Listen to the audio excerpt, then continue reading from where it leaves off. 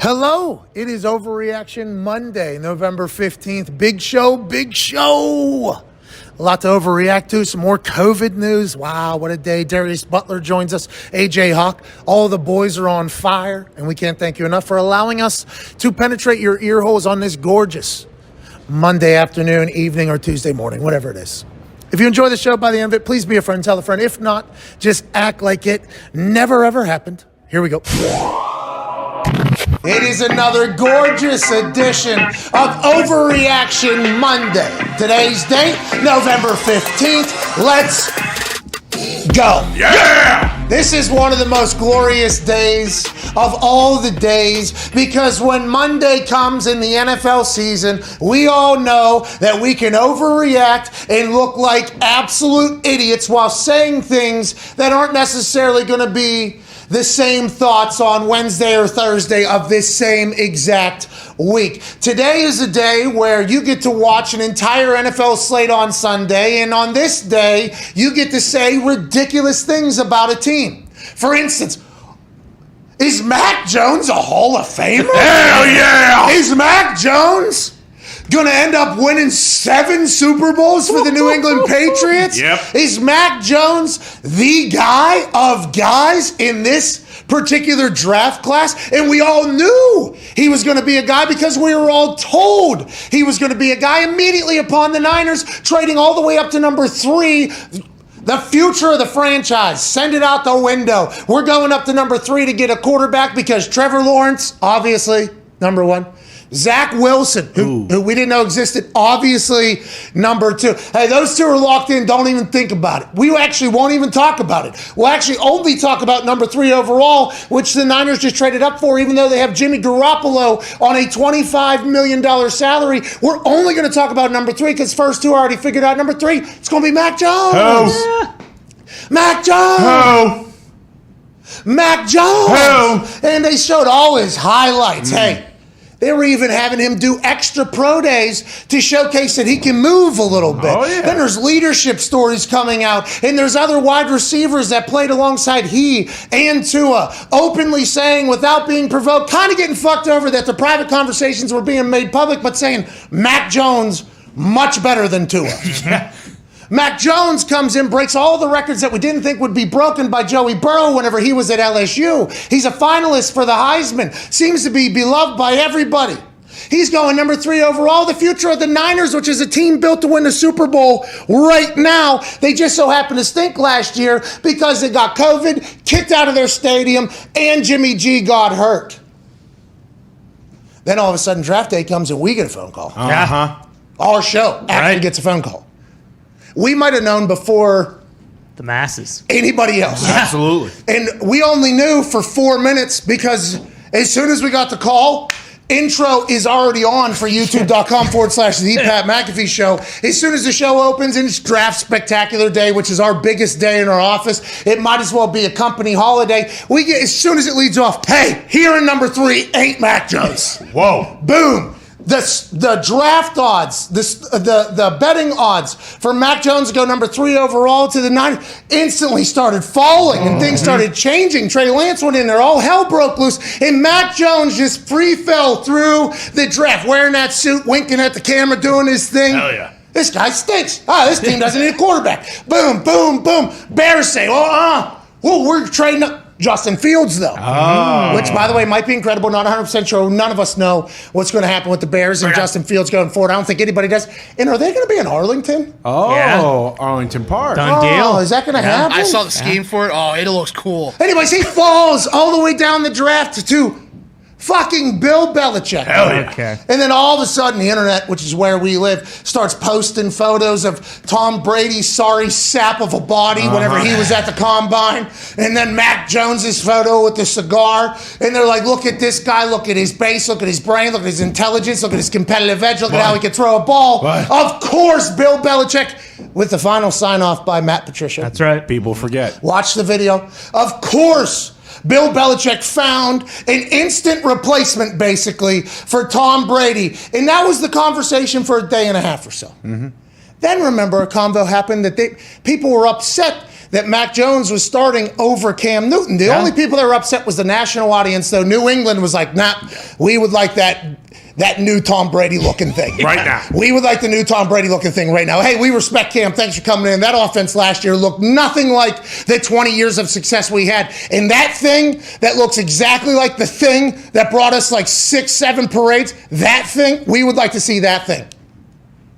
Cam Newton, national story was he did get screwed because remember there was a test that allegedly didn't happen. Then he was suspended and he couldn't practice. He was in quarantine. Mac Jones went into the New York Giants, I think. Was it the Giants? Yeah. And just lit him up in practice and behind the scenes. And Bill and Josh McDaniels was like, how did everybody fuck this up? Yeah. How did we get this guy? And then there was a learning curve and everything like that. But as the days unfold, it appears as if Mac Jones is not going to suck. No. It appears as if Mac Jones isn't just going to be, It appears as if Mac Jones is going to be a guy. Oh, yeah. And it feels like the New England Patriots organization and their fans should be dancing on everybody else's graves. Yeah. Because there has been franchises that have stunk perpetually. Yeah. In perpetuity. Yeah. For years. There's teams that have always been terrible. And Bill Belichick had one down year, loses his guy, loses a lot of his roster, a lot of turnover. Then they come back, spend $153 million, and somehow 14 teams let this guy fall to him. Because there's other teams that happen, like the Detroit Lions. Ooh. The Detroit Lions, after yesterday's slate of games, in the first year of 17 games being played in a season, the Detroit Lions are going to figure out how to go 0-16. That's right. And yesterday, we should have known that was going to happen. Yep. We should have appreciated that. They played to a tie yesterday against the Pittsburgh Steelers. Whoa. And in this office, it's obviously a big deal. But when you think about what New England was able to do with Mac, and then you think about the Detroit Lions, and just two opposite ends of the spectrum on how they've consumed football your entire life, it's a fascinating thing because yesterday was the perfect picture of this. Tone Diggs, Frank Moraldo, myself, grew up in Pittsburgh. The Steelers have been great forever. Mm-hmm. Now, there was some years, obviously, always going to be years, but always good, always sold out stadiums, always, just all those things. Now, nowhere near the dynasty that New England has had over the last 20 years, but if you go all the way back, the Steelers have always, the city, the citizens, always expect success. At E. Yinzer is becoming the face of that. Right. That is basically every Yinzer dad yelling at the screen.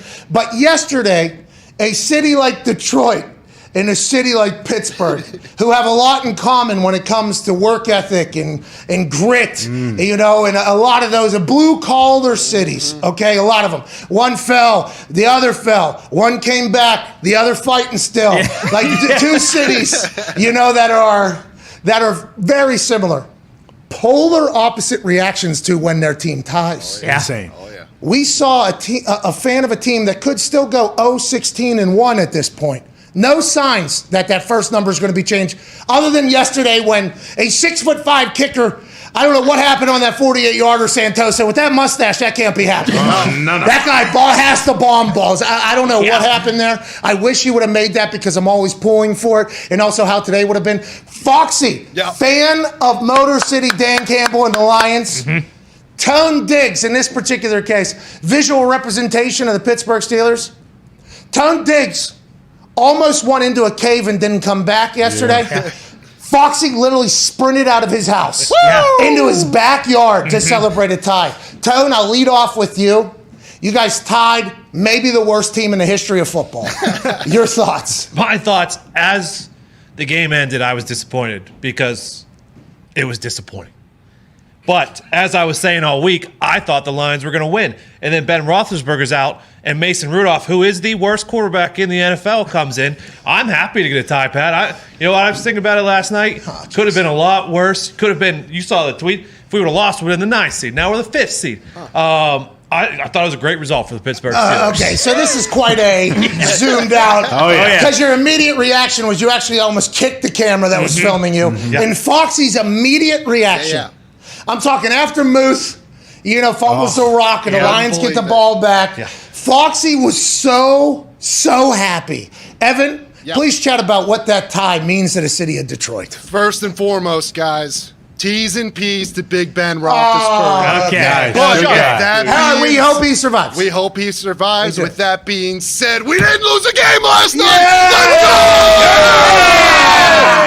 Yeah! Woo! Woo! Happy for those boys. Happy for MCDC. Bro, Not his first win, but how about MCDC yesterday? he's calling plays. Calling the plays. He was Yeah. Jared's ear the whole game. Hey, what's going on, Jared? We're going to run the ball, man. Ground and pound football. Two blue collar. I mean, it doesn't get much better than that. That's how football was meant to be played that game yesterday. Yeah. And of course it ended in a tie. I'll take it. We needed that. Yeah. 0-16 still on the table, as you said. The 0-16 two times, could be the only team to ever go 0-16 twice. Yep. Be unbelievable. Although MCDC was not the first Lions coach to begin his career No. as a Lions fan going 0-8. Yeah. It does appear he could potentially be the second one to ever go 0-16. But hey, Lions are fighting every week. That's right. And with That's MCDC getting a grip of that offense a little bit more, maybe against the Steelers, a tie is just the first step. You got to crawl before you can walk. That's right. And then you have to walk before you can run. That's right.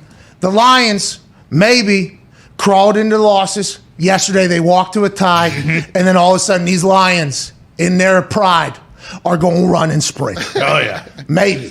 Maybe. Or the Steelers need Ben back. What if Oh, he yeah. misses Sunday Night Football against the Chargers? no. What if Ben Roethlisberger, who's vaccinated, right? Yeah. Yeah. Vaccinated, can't produce 2 negative tests with 24 hours in between them? How long is that? Do we know the days? Is it just 10 days? Is it a certain amount of days after you're asymptomatic? For instance, there's conflicting reports on the internet, and I only know this because I am vaccinated and I got COVID, of when I'm allowed to potentially be in public. Sure. Allegedly, a couple days after symptoms end, you are no longer... A risk spreading it or a carrier or anything like Yeah, that? but Contagious. that's called contagious. There it is. Allegedly after. Is that what the NFL rules are? Have you looked into it at all, or you just assume Ben will be back for All I Sunday? know is that all I've heard is it's 2 negative tests. I couldn't produce a negative for 11 days. Yeah. But my test might have been much shittier than the ones that they are taking. I'm not 100% sure. Like Ben, I trust in our Lord and Savior, and I assume he's going to put Ben back on the field. What are your 5 pillars once again here, just so we can know what we're listening to here? Faith, Faith, family, football, your job, your and gambling record. Oh, yeah. I hope. Isn't it crazy, though? Whenever you count in America, okay? Oh, yeah. You know, the thumb is 5 for you there. In Europe, the thumb's 1. That's right. But in America, the thumb is last and the finger's first.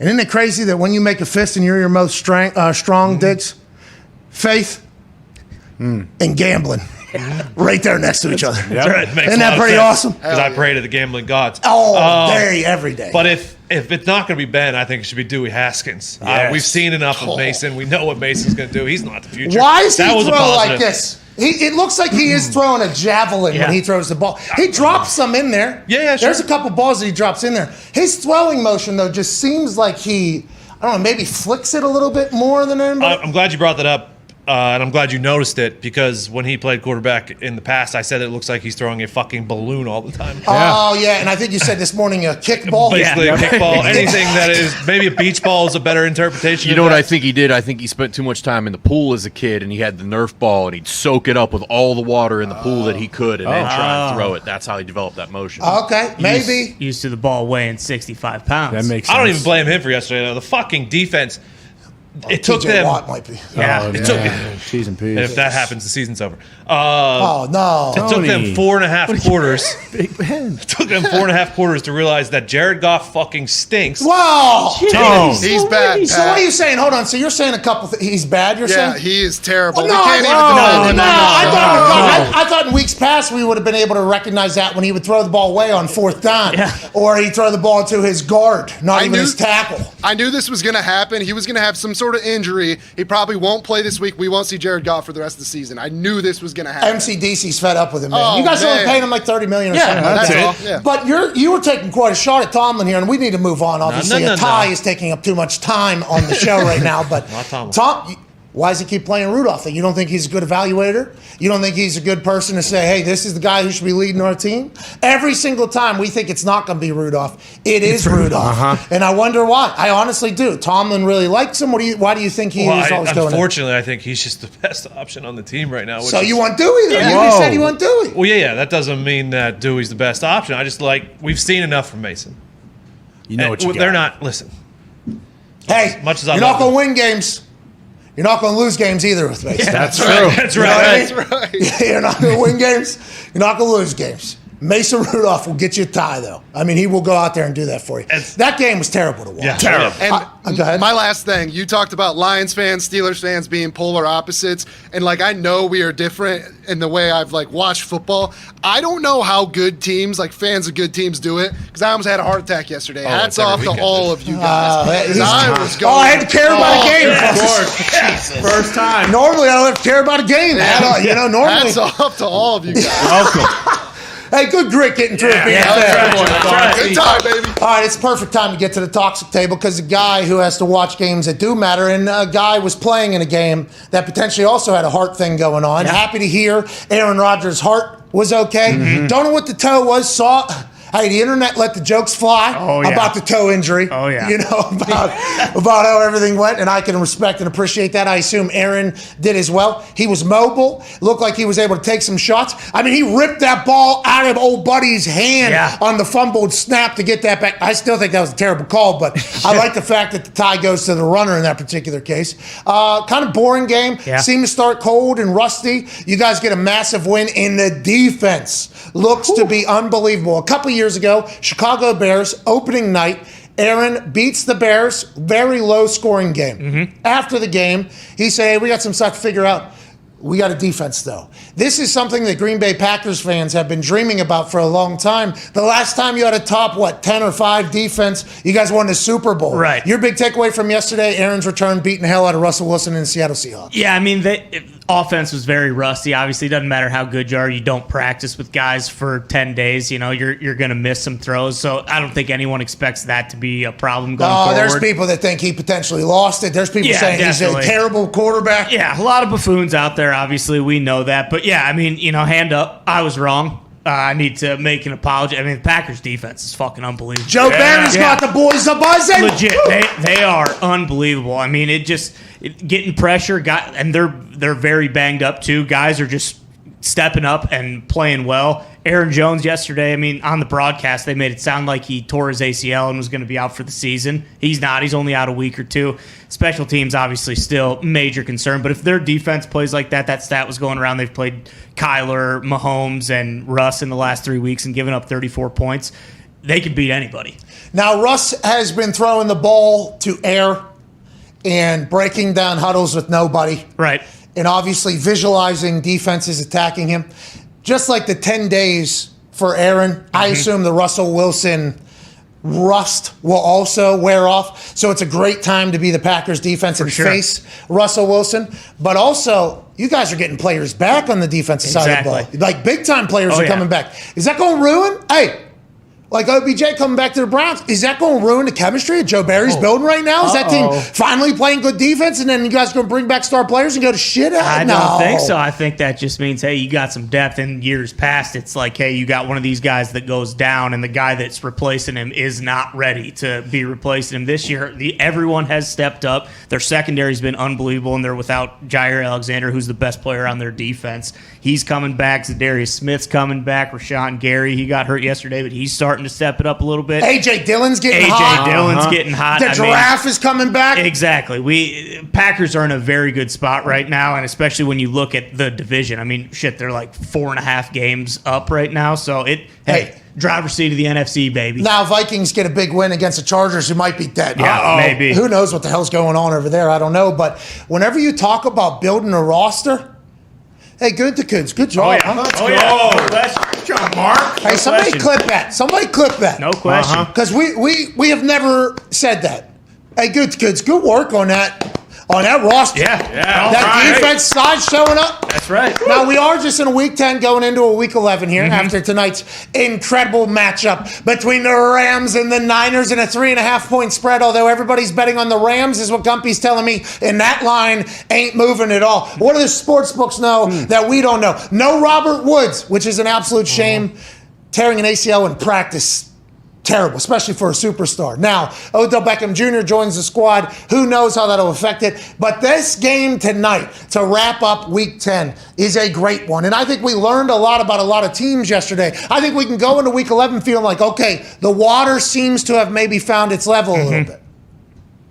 So maybe next week's when we do good gambling. Yeah. Maybe next weekend is the weekend where we get hot and we don't turn back. And maybe next weekend is the weekend that begins a winning pain train against FanDuel, that FanDuel is going to be pissed that they agreed to a 17-game season because it's an extra week, because I feel like we are starting to learn about some squads. For instance, the more we go forward, it's almost like we have to take a trip back. Of course. That's right. The more things seem to change, the more it feels like it's the same. Yeah. Wow. In the AFC, the two hottest teams, now the Chiefs might have found their, and can we get that sidebar, please? The Chiefs might have found their X factor again, although the cocaine, alcohol, X factor is no longer a super fan. The Chiefs might have found their X factor, which is don't let Jackson Mahomes go to the games. That's right. Bingo. Exactly. The football gods said, hey, listen, I know we're gods and we got to do this in Sin City, but since Jackson isn't here, we are going to show you how good you can be and remind you of what this offense can be. Travis Kelce getting loose again. Patrick Mahomes absolutely slinging the rock. Tyreek Hill checkdowns to wheel routes to running backs out of the backfield. Defense getting hungry, getting the ball. The Chiefs might have found their X factor again, but that's only one game. The two hottest teams in the AFC, and I don't know how to say this, and it does feel like we've just taken a trip back in time. It's the Colts and the Patriots. Boom. The Colts, now they played Urban Meyer. Sure. They were up 17-zip within the first 5 minutes, by the way. Yeah. Blocked punt TD. Hate to see it for Logan Cook, who's an absolute bomber, but what a great block for a tud. And then Jonathan Taylor runs wild. Carson Wentz in a positive fashion. Then they kind of got stagnant there. They're going to have to be able to step on Jaguars' throats. Yeah. Going forward if they want to be great. But the Colts, don't look now, have found their identity. And their identity runs through the guy in the backfield. His name's Jonathan Taylor. And if the Colts continue to do what they're doing, the running game, offensive line included, should be in conversations with the MVP talk. I legit think that Jonathan Taylor's getting the rock a lot for Indy. And when he's getting the ball a lot, the Colts are doing very well. He's an absolute stud. Carson Wentz seems to be doing his thing. T.Y. Hilton, Carson Wentz needs to stop, it's just overlooking T.Y. Hilton. Freezing him out. Get him the It feels ball. like he's icing him out a little bit. But T.Y.'s been out a lot of games in a feeling out period for Carson and his wide receivers. T.Y. hasn't been there, but there's a couple plays where T.Y. was dragging across the middle. And I thought, okay, I got T.Y. for an anytime touchdown score because he's back and it's his fucking birthday. Right. Gotta do it. Here we go. And Carson just hawks it out of the back of the end. I'm like, Carson, just look at the guy. Throw it. But Carson has done an incredible job. Jonathan Taylor has done that as well. The Colts are a problem. That defense is great. The special teams, they got the money badger kicking for him now. He's got a big-time leg. Here we go.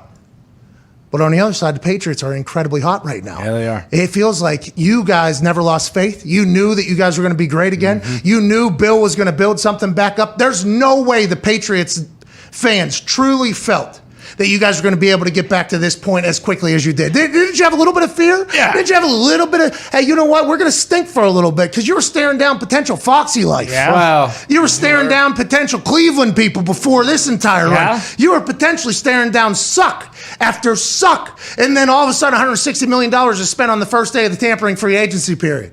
And then Mac Jones falls. Boom, boom, boom, boom, boom. What a wild time. The Patriots fans are so lucky. Oh, yeah. What a time for you, and what are your thoughts on that Patriots squad? Well, I just want to say, last year, pal, we did go 7-9, so I did get a taste of that other life, the other half of football, like the Lions. Hey, have. that's not Foxy. Oh no. 7-9. There's nowhere. Yeah, he killed for a 7-9. But Yeah. hey, I understand You what guys he's were been kind of through. falling down the stairs. A little bit. You weren't at the you know, this is like the emergency stair exits at a hotel. You guys did fall down to like floor 7, 8. You know what I mean? Sure. That's nowhere near where the Foxy folks have been. basement. No. Yeah, they hit that turn and they're only picking up speed. You know what I mean? You guys stopped somehow, which is incredible. That's why Bill Belichick's the guy he is. Yeah, and I think with how well the defense has played, similar to the Packers, and then you also think about how Mac Jones just refuses to make mistakes. He doesn't throw any kind of questionable balls that you think rookies might do. So I mean, yeah, it's unbelievable. The Patriots probably going to the Super Bowl. The only worry is it's so close in that AFC. Like Tony mentioned, you lose a game, you're the 9 seed. You win the game, you're the 2 seed. So with the Chiefs coming back, it's going to be a long road, but a lot of meaningful games. It's all you can really ask for. Especially after last year not being in the playoff hunt. That's the worst thing of all time. I wouldn't want to wish that upon anyone. But it really does feel like 2004, Pats, Colts, Peyton, fucking Tom Brady back in the AFC. Oh, now since you brought it up, we have to get to it. And I'm incredibly happy for you, New England. Oh, yeah. Man, happy for you, too. No, hey, happy for you, man. No, man. I'm happy for you, man. What did we start? 1-4 the Colts started? I think so. He was like 1-4 or something like that. That's a tough hole to build yourself out of. Yeah. Frank, Chris, there was a lot of calls for like, hey, these two might not be getting right. They didn't even blink, I don't They think. do that a lot. Like, wasn't it 2 years ago they were 0-4 to start, and then they came back and made the I playoffs? wonder why that is. I wonder what some teams, I guess, just do that. And they were really banged up at the start of the year this year too. All those guys going down in training camp. Oh, yeah, and, they never really were they together. didn't really get to Yeah. mesh at all. Yeah. Colts could be a squad, though. Oh, yeah. Just a heads up. 'Cause Tennessee keeps winning too, though. Yeah, somehow. Yeah. Tennessee doing what they did. I mean, nobody could have. I think I picked the Titans, which was one of my only wins of the week. I went 5-7. AJ went 7. Tough week, a lot of blowouts. Yeah. Tough lot of- week. Colts. But the Titans continuing to steamroll is unfucking believable. The Saints, now they got Simeon and Taysom Hill running the rock and throwing the ball a little bit more, and I don't know what they're going to look like for the future. I don't think they do either. That could have been a part of the Odell Beckham Jr. situation, but the Titans being able to withstand without Derrick Henry, who was their he was their offense. Oh, yeah. Yeah. And then Vrabes and that defense and them just kind of changing. Julio's Now, played like one game this year. Yeah, he's on the IR. what's that? Julio's played 1 or 2 games this year. Yeah, he's out for the next 3 weeks at least. That's Yeah. a big time acquisition. And by the way, I guess I was wrong completely because if you looked at the overall career of Julio, he didn't miss many games except for the last couple of years. But was that because he wasn't as thrilled to be in Atlanta? They were resting him, or what was going on there? That Titan squad, hey, Vrabes down there coaching his ass off. Figuring it out. Oh, yeah. Vrabes is coaching his ass off. But the Colts, they have a game that can travel. Jonathan Taylor is the leading rusher in the NFL right now with Derrick Henry out. He did pass him, I assume, finally. Because Derrick Henry was ahead of everybody in the NFL without playing for 2 weeks still with how many yards he had. Jonathan Taylor has passed him, I think. I haven't grabbed Gertie's graphic, but I'm looking at it. They're actually tied, Derrick Henry and Jonathan Taylor, 937 yards. Okay. So go. now, granted, whose stats did we take and do the math from? Right. I mean, that is a lot, but Dirty does incredible work in that whole thing. So Jonathan Taylor is now the league's leading rusher. And if you look back to Derrick Henry and what the Titans have been able to do and ride Derrick Henry into, the offseason and into the playoffs, I mean, they haven't been able to get over the hump. But that run game mixed with Carson, maybe just chilling a little bit more. Yeah. They can really travel in there. They're going to have to get past that Titan squad, though, that I don't think anybody knows anything about. Has the Colts considered, because he did it again yesterday, tying Carson's left hand behind his back so he doesn't fucking try to throw with that? Well, Patrick Mahomes throws it left-handed. He gets applauded for it. That's right. Carson Wentz throws it left-handed. And I know the last time he did throw it left-handed, he was getting tackled by 5 people in his end zone through a pick six. Yep. Against the Titan squad that we were just talking about. But Carson's got to practice that, too. You know what I mean? Yeah, He's got that's right. He's got that in his game. By the way, I believe his baby was not born yesterday. So, Oh, nice. so he did not miss Thank you, baby. Thank you, baby, for waiting. Good work, Thank baby. you, Duke Bobcat. Colt. Thank you, Colt. Duke Bobcat. That's fucked up. We shouldn't make fun of Carson. We're not. No, we're not. Kind of are. No, think about it. That's a great name. It is Colt Duke Bobcat Wentz. If That it's kid true, will it's be not a making first fun of him. ballot Hall of Fame NFL quarterback if they name him And a that. lifetime member of the FFA. Hey! That's what I make for a little pay. And I'm proud to say I'm a here.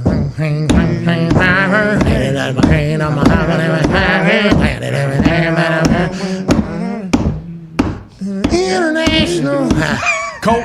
They say Harvester there somewhere. Oh, okay. That's actually there's some good bars in that song. They get going. International. I believe John Deere's in there a couple times. No, Little it's gotta be a hit. You know, because the FFA has all their meetings here in Indianapolis. So you'll drive through downtown. I don't know if they're back or not. You'll drive through downtown. There'll be blue denim jackets on top of denim jeans on the bottom. Oh, yeah. About 13 to 17-year-olds, and there's 10,000 of them. That's right. Just walking through the streets of Indianapolis. It's like, oh, it's FFA. Yep. Future Farmers Association of America, right? Getting together. What do they figure out? Like new seeds and stuff? You think they go through that whole thing? Harvesting methods. strategies. Yep. What they're doing with their livestock, whatnot. You think there's a roast session of the Bobcat or the John Oh Deere? yeah, Guaranteed. oh yeah. I think that's like the opening salvo that they come out with, and they point to like one guy in the crowd. They're like, "This dumb motherfucker uses Bobcat." They say that? Oh yeah, and everyone just roasts the guy, and he eventually just leaves. Oh, in the Future Farmers Association of America, that's like kind of like, hey, we do bury the Bobcat. Yeah, we are not a Bobcat community. Everyone here knows nothing runs like a deer. This guy doesn't, though. Get the fuck out of here. Do you think Carson was potentially that kid one day? Maybe. And that is why he plays the way he plays. Because he is calloused Chip on so his much shoulder. that he was mocked and ridiculed by the FFA for driving a Bobcat instead of a John Deere. Are you saying he plays like a bobcat? No, maybe potential Well, live sometimes. Bobcat. He does play like that. But I think because of his Bobcat love, he was ridiculed so hard by the John Deere folk that now he feels like he has to prove everything to everybody, every single play at all stops. I mean, it's definitely possible, but you know, if he had a good head on his shoulders, he would have realized, like, hey, these guys aren't trying to light me up; they're trying to show me the light. Bobcat John is, Deere. is a far inferior product to a John Deere. Everyone knows it. All right. It's true. I don't know. You know, I go to the state fair here. They got these John Deeres out here. I do love that as farmers kind of evolve, they just decide to get bigger motherfuckers so they have to do less Those work. things are Huge. Yeah. An entire, I think a country mile, this one in the wheel is the size of our building. You can literally stand inside of it. I mean, we get those pictures all the time for like the end of the podcast, and some of those guys, I mean, it's like a goddamn military cockpit in there. Like it's unbelievable. Hey, that's what do. John Deere does. I did notice the Packers were shoveling with a John Deere tractor. Well, Exactly. Of course. right. And Of when course. you drive into It was the a- office, it was a gator. They're working on the bridges and whatnot, and the overpasses. Guess what machinery they're using? They're using Deere. Okay. Noticed that this morning. I said, you know what? We're going to be just fine. This is not a John Deere ad, by the way. No. Sounds like This is 100% just a passion project of Ty's. That's right. Ty from the great state of Iowa. Absolutely fed up that anybody would use anything but a goddamn deer. I mean, it says it right in the slogan, nothing runs like a deer. You know? I mean, why would you want to run with a Bobcat when you could run with a deer? Yeah. Ty, you should be the face of John Deere. I don't think you've ever farmed a day in your life. No, here. I haven't. I got a nice John Deere jean jacket in my closet too. Yeah. You know, I love wearing, and I'll proudly wear it. Speaking of the John Deere plowing the snow over there at Lambeau, I saw those long johns. As soon as Aaron puts those long johns on, like the cream-colored long Old sleeve, school. Oh, yeah. that's when you know Aaron's going to win. Yeah. And they talk about how good he is in the cold weather and everything like that. Not that he was his best yesterday, but I guess like his hand size with the ball is a very real. And I wonder if they even thought about that with like Jordan Love or anybody going forward. Like, hey, a massive advantage for us is that it gets cold as shit in this particular stadium. And this guy who's from California, by the way, he can play just as if it's warm weather. It's not a problem. It's actually an advantage. So anytime you see that goddamn long john come out and he thinks it's a little bit chilly, it feels like they win those games. His overall record, okay, and they just won their 451st home game, which is the most in the history of the NFL, passing the Bears, who had 450 home wins. Congrats to the Bears. Yeah. Good job, Bears. Oldest organizations, obviously. That's why these conversations happen. But 451. Prestige. Aaron is like 82, 19, and 1 or something at home in his career. Damn. Think about that. 17 years, 16 years, however long it's been. 82, 19, and 1.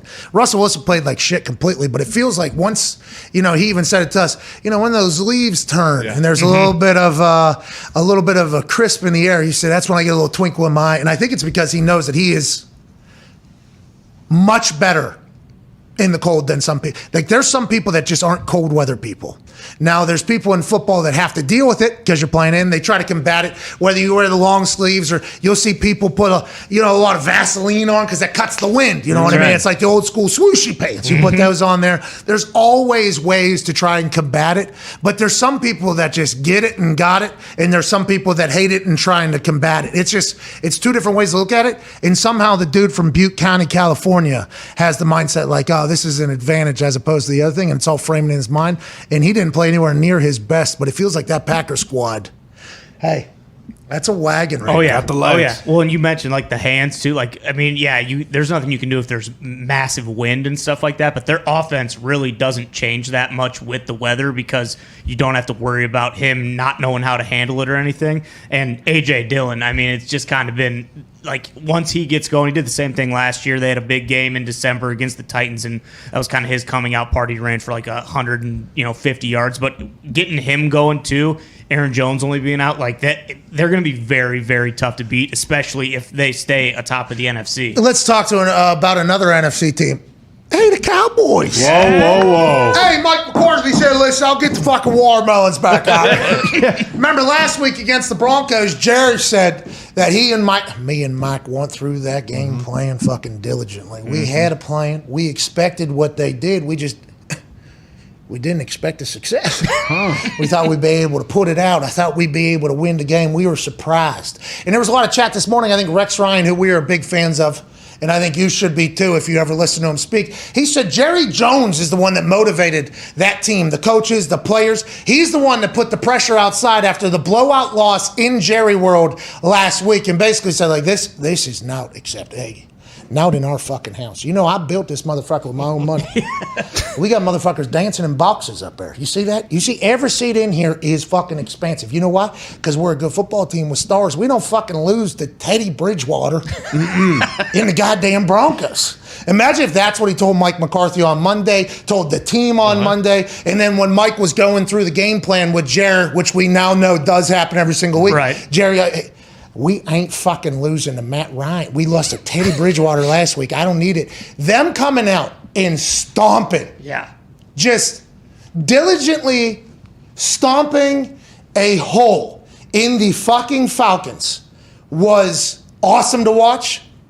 It was the poster child of how nothing is predictable in the NFL. Yep. There was zero reason for the Cowboys to do what they did last week and zero reason for the Cowboys to do what they did this week. And the Falcons, by the way, they were getting going. They were a good squad as well. And all of a sudden you run into a buzzsaw like the Cowboys. 2 weeks ago, Cowboys, best team in the NFL. Last week, team's terrible. I can't wait to hear what they're going to say about them this week because they did showcase what their potential could be. If this is how they go, how do you maintain that? Do you think it's strictly watermelons out of Big Mike McCarthy? Do you think Dak Prescott handled it perfectly and said, yeah, we got embarrassed. We got our ass kicked, then we just move on? Dak is a guy, by the way. Yeah. Dak is a dude for sure. What a fucking win. And if you're a Falcons fan, you got to be a little distraught about what the future potentially holds. You talked about them last week and then this week.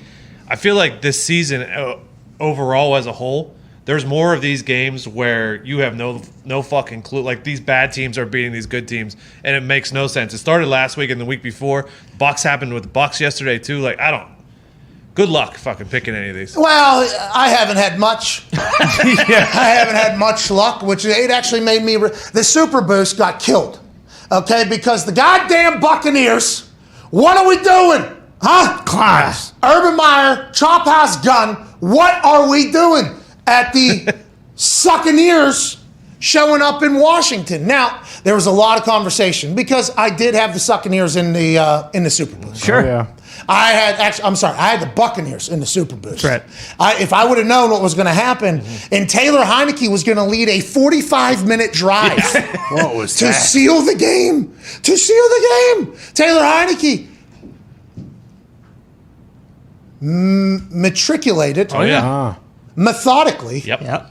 right down the Buccaneers' throats to end that game. First half came out, thought the old guys, the champions, the people that are living down in Tampa, having a good view of the Gulf, of the Bay out there, living their best life, joints feeling good, winning Super Bowls, having say over what's going on. I'm not just talking about TB12, I'm talking about that entire team, coaching staff included, all very veteran. Hey, we're having a good time. I thought after the bye week, they'd say, hey, now we go. Right. Just like they did last year. Coming out of the bye week after Atlanta, second half of Atlanta, they got going. Bye week, they fixed some things. They came out of that on the other side. Oh, this team's going to win a Super Bowl. Boom, they go. Coming out of this bye week, Washington was coming out of a bye week as well. I just assumed the same. Hey, all those big-ass fucking brains down there in Tampa. A lot of them. Uh-huh. Yeah. The GOAT's brain is down there. Of course. Let alone a coaching staff that might actually have 500 years of football experience. Like, the amount of... Tom Moore's down there. He backed up Johnny fucking Unitas. He's still coaching down there. Jesus. Okay, he's not the only one. There's guys that have been coaching forever down there. Coming out of the bye week, I thought there would have been a lot of, self-scout. This is what we need to do. This is what we can't do. And you assume with a veteran-led group, like, okay, hey, we're not going to just lay an egg here after bye week. There's not going to be a hangover. Washington just fucking handled them. Yeah. And Vita Vea got hurt on the second to last play. They're saying bone bruise and MCL. So he'll be, I guess, week to week, depending upon the pain. He's a big guy, but if they lose him, they're in trouble. They looked bad. The Buccaneers looked bad, and I did not expect it at all, and I apologize for that because that super boost was supposed to hit. Mm-hmm. Oh, yeah. With what the Bills did to Mike White. Yeah. Oh, Mike White. Good run. Hey, Good run. we don't know. Hey, we don't know. Of course. They were chanting for Flacco, I guess, in a stance. Uh-huh. He came Hey, in. New Jersey, New York will turn quick. yeah. Mike White chants a few weeks ago. Locker room. Locker room, chanting Mike White. All of a sudden yesterday, give us Flacco. Feed us Flacco. I mean, Jets fans have, they got to do what they got to do. And I got a text from one particular Jet fan with a list of stats, obviously. Ooh. The Jets have allowed 175 points in their last 4 games, the second most allowed in a 4-game span by any team since the 1970 AFL-NFL merger. They're the first team to allow at least 45 points 3 times in a 4-game span since the 1966 New York Football Giants. Jesus. They have surrendered 1,890 total yards during the abysmal stretch, the worst 4-game period in Jets history. That's all coming from Michael Cole, obviously. Yeah. Michael Cole is pumped. So it's not just Mike White or Flacco or Zach. They're also terrible on the defensive side, which is what Bob Saleh got brought in to fix. Yeah. They might be terrible, but that's why we put the Bills on the goddamn Super Boost. That's right. And the Super Boost was dancing. Dancing. And then at halftime, I looked around the scores. I'm like, what the fuck's going on in Tampa? Halftime. Don't worry about Big it. deal. Yeah. Halftime, they'll get on there. They'll Kornacki this thing. It seems like the middle of our fucking offensive line is getting killed by their defensive line that has 3 first-rounders out of Alabama. They're just beating the fuck out of us right here. So we should just do anything else. All right? I thought that's what was going to happen. Yeah. Turns out now, second half actually. Interesting. Bang! Bang! And then Heineke gets the ball and says, how much time's left in this game? 75 minutes? You got it. 19 Walks that plays, thing away. 10 minutes and 20 seconds. It was fucking unbelievable. Wild. That's insane. It was Taylor Heineke against the Super Bowl champion. And listen, no offense. Hey, I love Taylor. Yeah. Freddie Show came on the show. Love him. How the fuck does that happen? What happened during the bye week? Let's assume next week they're on Monday Night Football. I think the Bucs are against the Giants. Ooh. This is probably going to be a how you doing, keep it moving game for the Bucs. But I thought that would have came this particular time. It killed our Super Boost. Bullshit. We should get to a break. We should. We got Darius Butler in the next hour. Here we go. We got AJ Hawk in the next hour. Wow. I know. I mean, a lot happened. This is a big time overreaction Monday. I didn't think AJ was going to be here today. Why? He had a long weekend, He was at the Ohio State That's game right. sitting in 400 section. Yep. Uh-huh. Breaking news, Monday Night Manning cast guest list just got revealed. Here we go. Al Michaels. Hey! Yeah. Phil Mickelson! Hey! Draymond Green, here we go. basketball. And last but not least, in the fourth quarter, dadgummit, Phil Rivers. All right. Phil Rivers is electrifying. Yeah, that's going to be good. That is good for the fourth quarter. Yep. Great for the fourth quarter. The other three are going to be good too. What?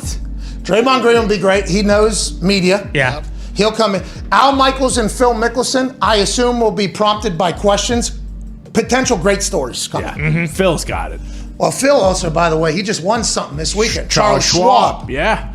I don't know what that is. It I looked believe like they a are good financial trophy. advice. Yeah, but they have a golf thing, too. Oh, yeah. Big So Phil's invitation. coming fresh out of a championship. Al Michaels has been winning since 1955. And then Draymond, this is going to be a good Monday Night Manning Cast, just like it's going to be a great Overreaction Monday.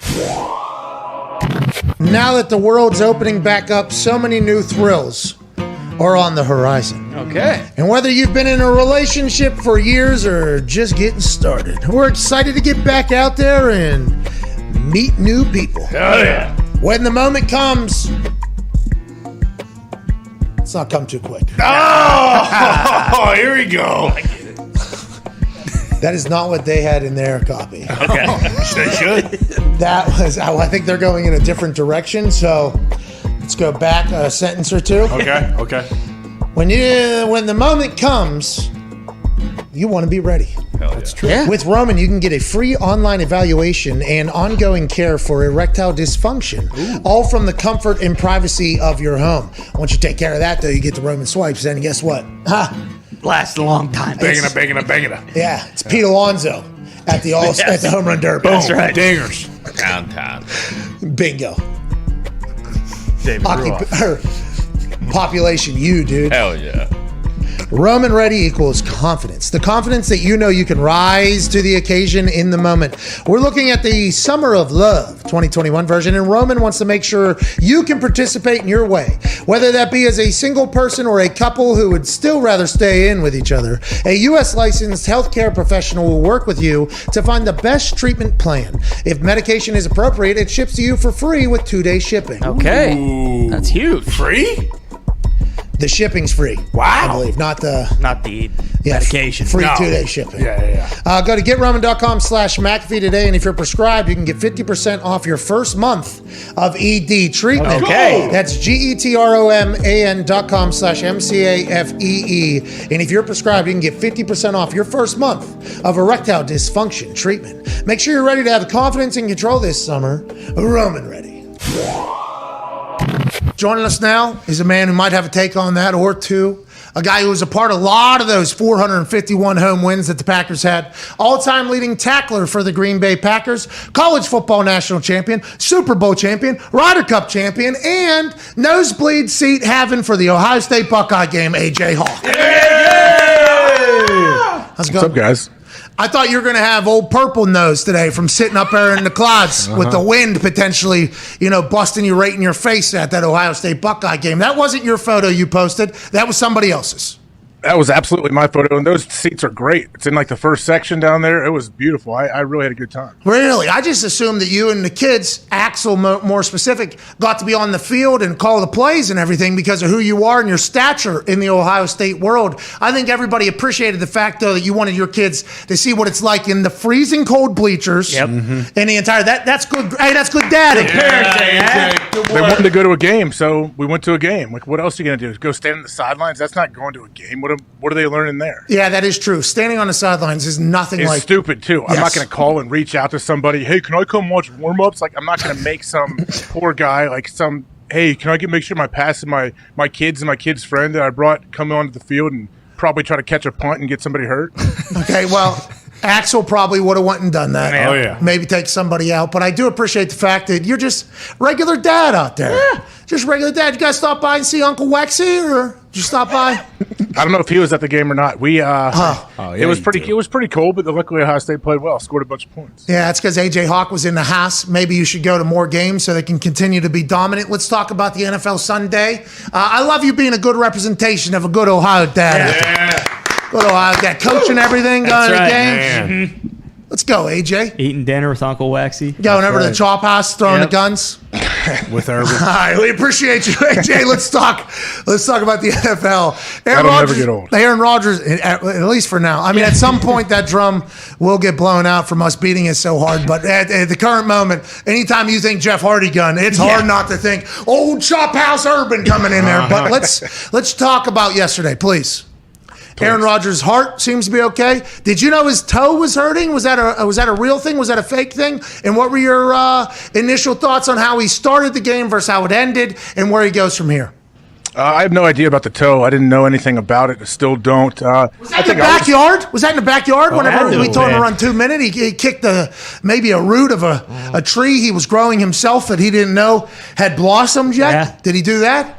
I mean, that is possible. Maybe Sirianni put the fertilizer on it so it grew much faster than he thought it would. Sirianni, that son of a bitch, he would come in and try to expedite the process through the manure and maybe get Aaron Rodgers' toe bang off a 2-minute drill like Russell Wilson in the backyard. Do you think it was maybe him running around the kitchen, seeing if his heart's good? You've been to his house. I've never been there. Is there anything that could potentially stub his toe? How the fuck did he get hurt while being quarantined in a mansion? It's an actual question. Does anybody know anything? The internet had their jokes, obviously. Foot in the mouth, obviously. That hurt your front teeth. He stubbed his toe in an interview. They did it. How did he get hurt? And do you think that was just nothing at all? Because it appeared as if he was perfectly fine.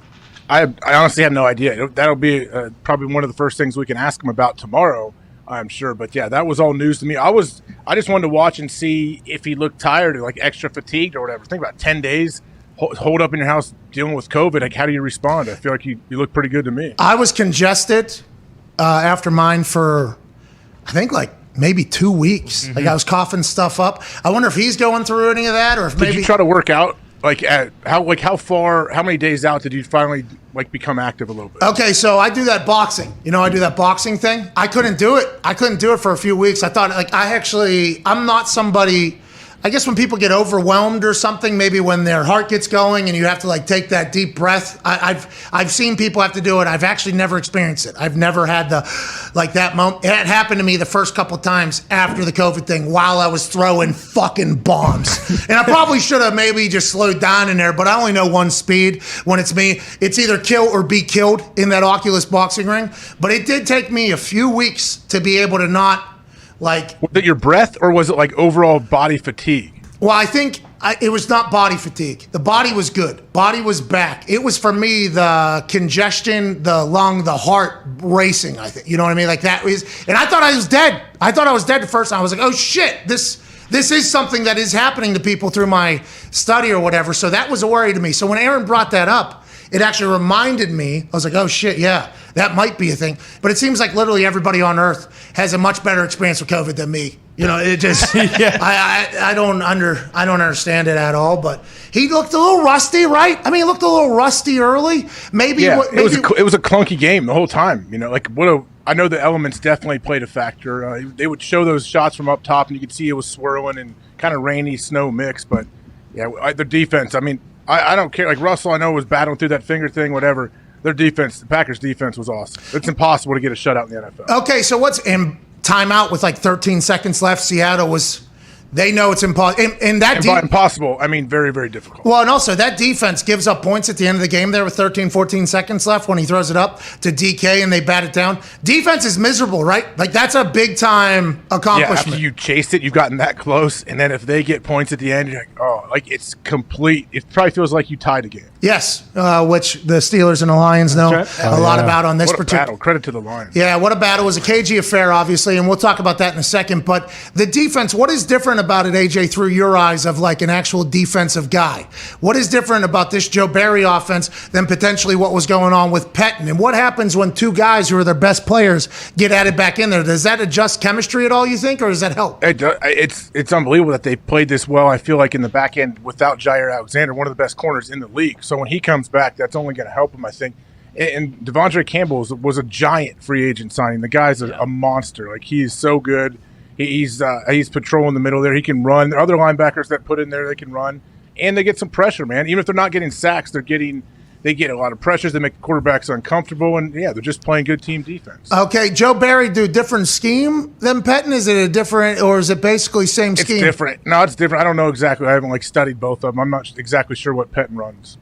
What do you notice about Joe Barry's all? It's just sound. They're just sound in all phases of the They defense. got good players and they know what they're doing, so they can play fast. Like that's what they look like to me. Is that why the most basic defenses like Seattle when they were the Legion of Boom and some other ones, if you have good players and everybody is just on the exact same page, you can fly around and tour? Because the Colts did that yesterday to Trevor Lawrence for like the first 2 quarters. It looked like there was nothing. And I've never talked to Trevor, but I'd assume Trevor at one point, if you were to ask him, like, what's the difference between the NFL? Well, the defense just seems to be fucking everywhere. Like, that is probably how he felt early in that game. I think that is what the Packers potentially are starting to get into, right? Oh yeah, and what's been their biggest issue? I feel like in the playoffs has been stopping the run. So if they can stop the run late in the year and show they can do it when teams need to run, then we know they have a chance for sure. Good to Kuntz not getting enough credit by us ever for potentially putting together a great roster. I mean, I don't know. Are people giving him credit or are they not? We don't. Or is he just We don't he have- probably No, is no. happy to Today. be out of the spotlight. Yeah. I mean, old Schultz reports tried to bring him and Murphy back into the spotlight last week a little bit. Jordo. In a bad way? Yeah. Well, yeah. Remember? Said they were the reason that the Odell deal didn't get done. Oh, okay. So they were trying to bury him a little bit. I mean, it was about to happen. It was hot in the kitchen for a long time for Goot. For What if- a numerous different but that roster. Yeah. Oh, yeah. Nice job, Brian. And we gotta give credit where credit is due. Hey, we have to. I haven't done that enough. I've only dumped on Gutekunst. Yeah, me too. Right, yeah, rightfully Only so. dumped on him. But they look fucking good, AJ. Peak too early defense? You think they can withstand this? No, not peak too. I don't know. They got to be feeling pretty good. And when is Jair back? Do we know? No, but they said it's not season ending, and he's been kind of more involved in practice and stuff like that. They still have their bye coming up, so I would assume we'll see him before the end of the season. AJ Dillon gets going. I mean, that team. He is a big part of it, man. Oh, yeah. Like that run he had, that was a screen or the ball he caught and he ran down the sideline. Yeah. Yeah.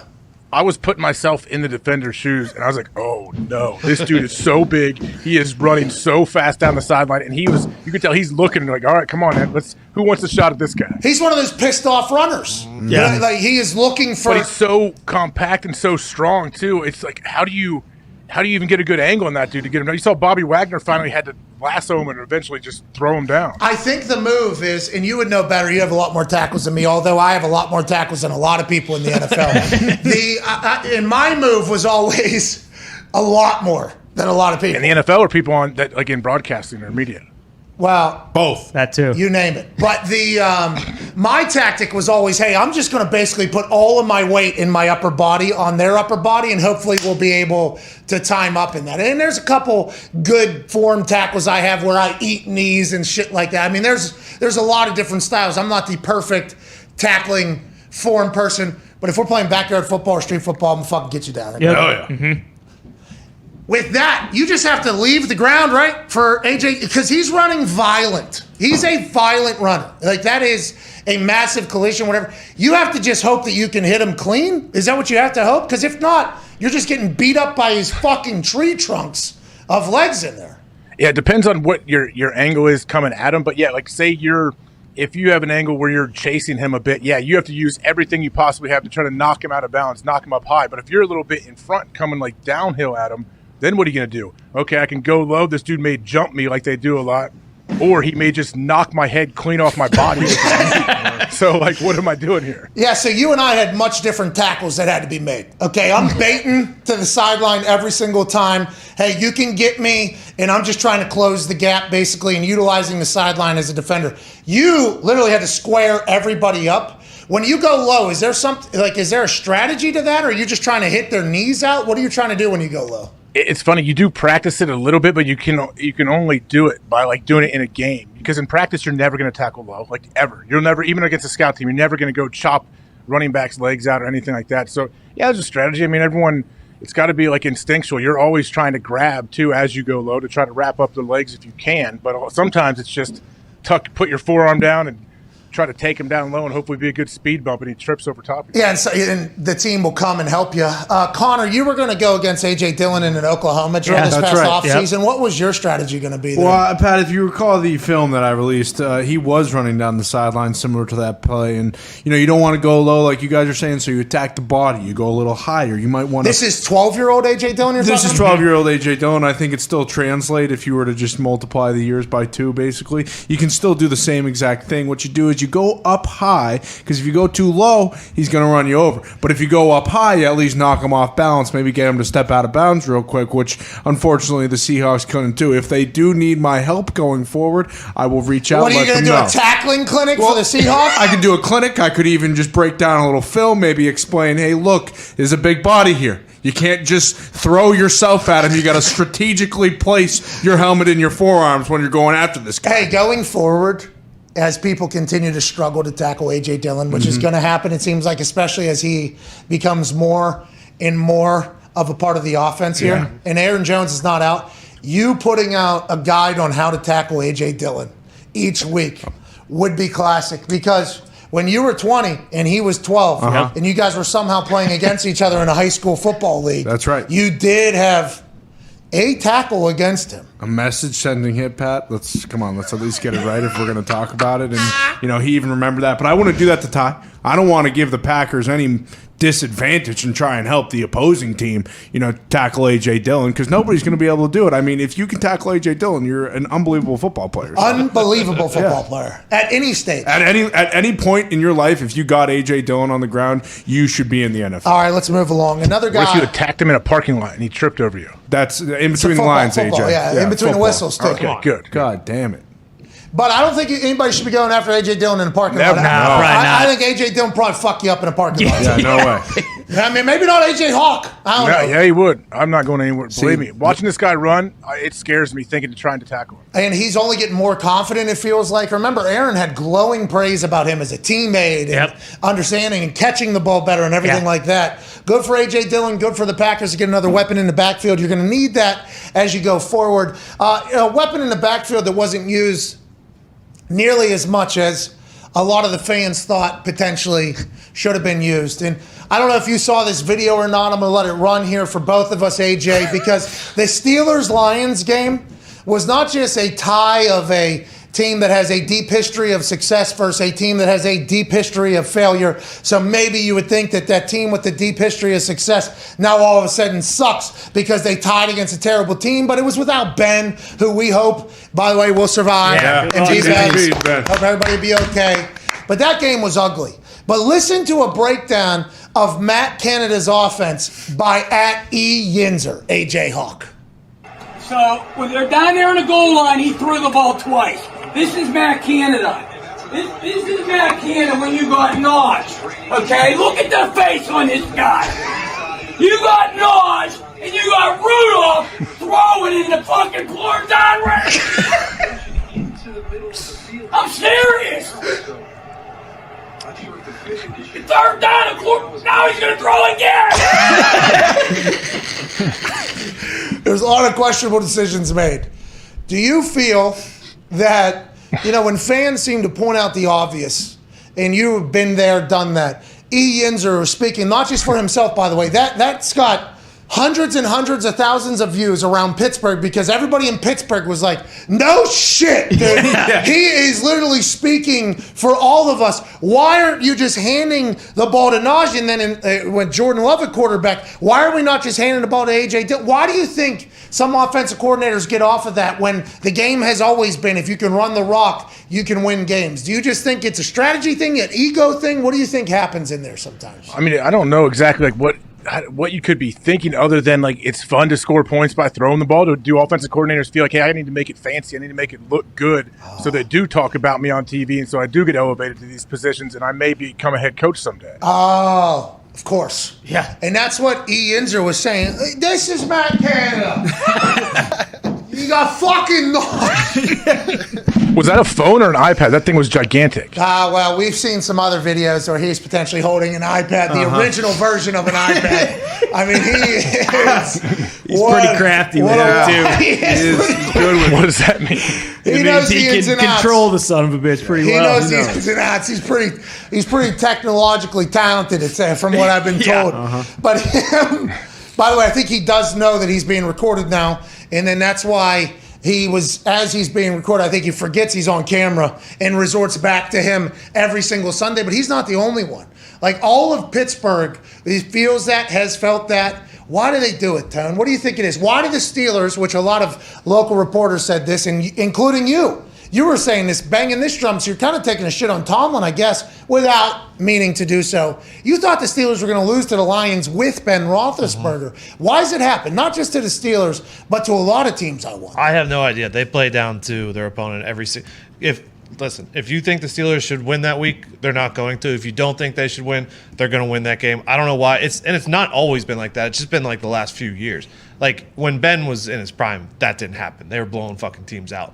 But now, the last 3 or 4 years, for some reason, this is what happens. Hey, Diggs, have you always had that kind of attitude towards the Steelers? They've been so good for so long, though. No, it's just been the last few years. It has not been all like if this was 0-8 Lions versus Steelers 6 years ago, when Ben was leading the league in passing and Ben, like, everything was great, like, I would have said this is going to be a fucking blowout.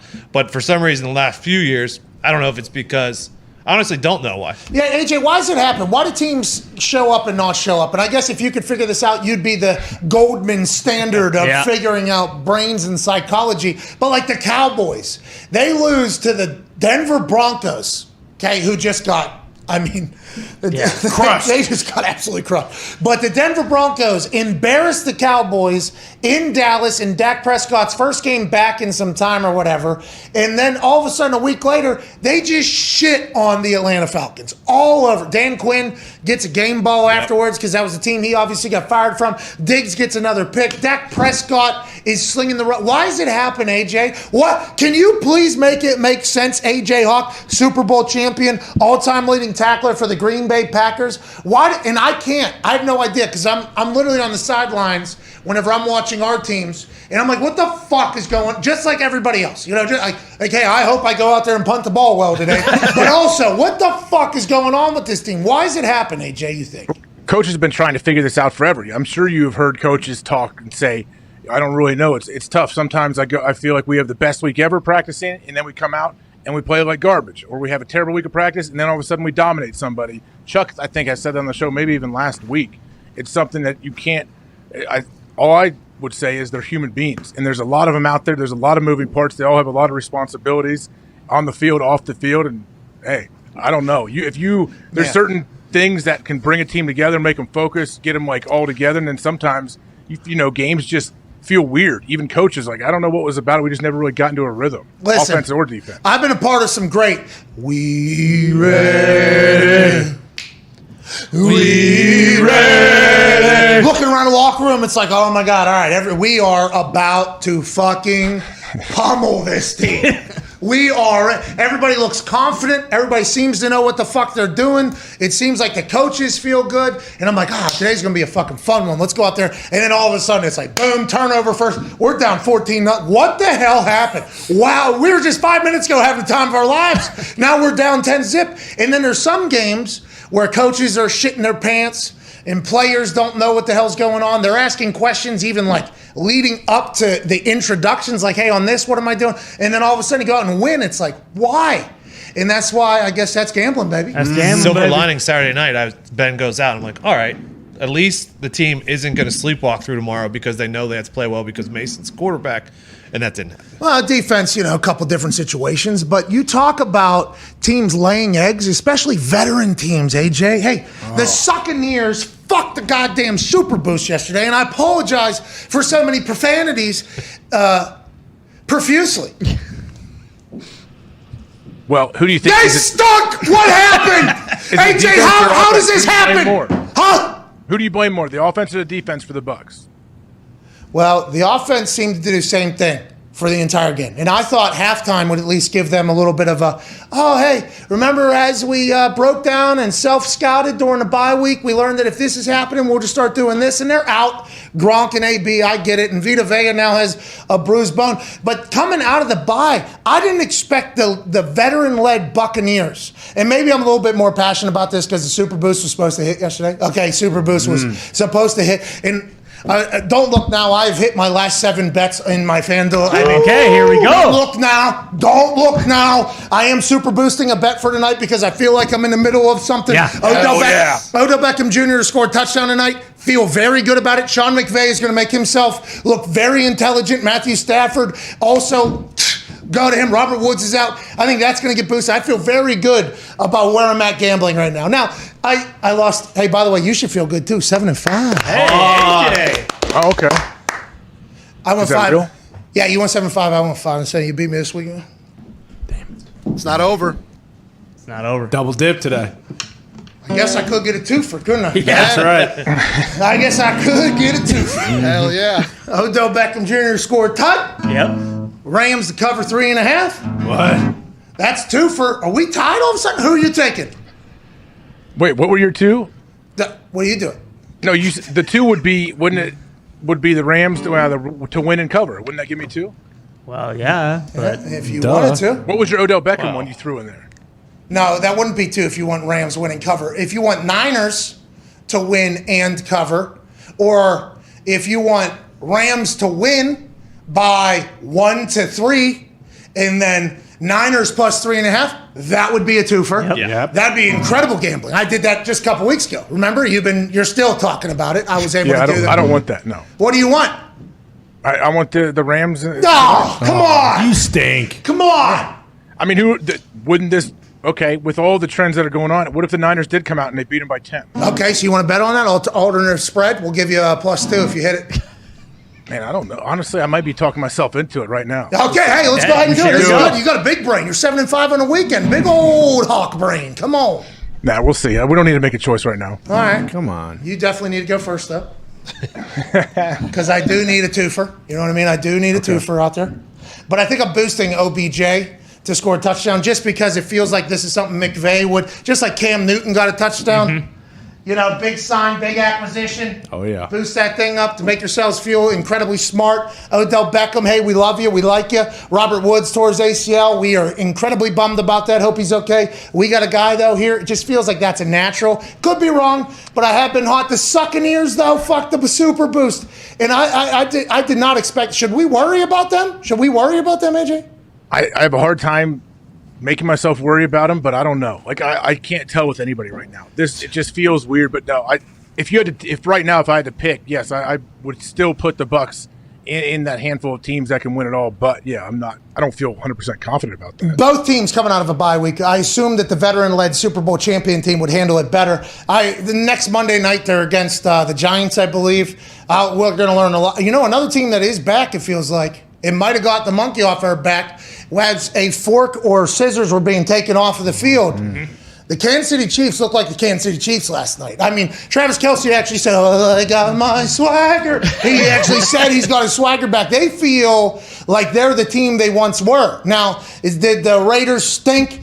And did the Chiefs defense get opportunistic on some turnovers? Of course. But what was happening on the offensive side, checkdowns to running backs, Tyreek Hill getting loose on some quick ones, Travis Kelce literally just turning around in the middle of a play, getting a ball and making 15, 20-yard gains. That is what the Chiefs that we're used to watching. Patrick Mahomes showed up looking like $500 million over there in the Chiefs offense. I think lived up to the hype finally. He is now the league tied for his third career game with 400 passing yards and 5 touchdowns, has tied Peyton, Dan, and Joe Montana, who obviously took a football and saved a kidnapping incident. That's via ESPN Stats and Info. Let's assume he's going to do it again and be the outright leader, but they're all the way back, it feels like, AJ.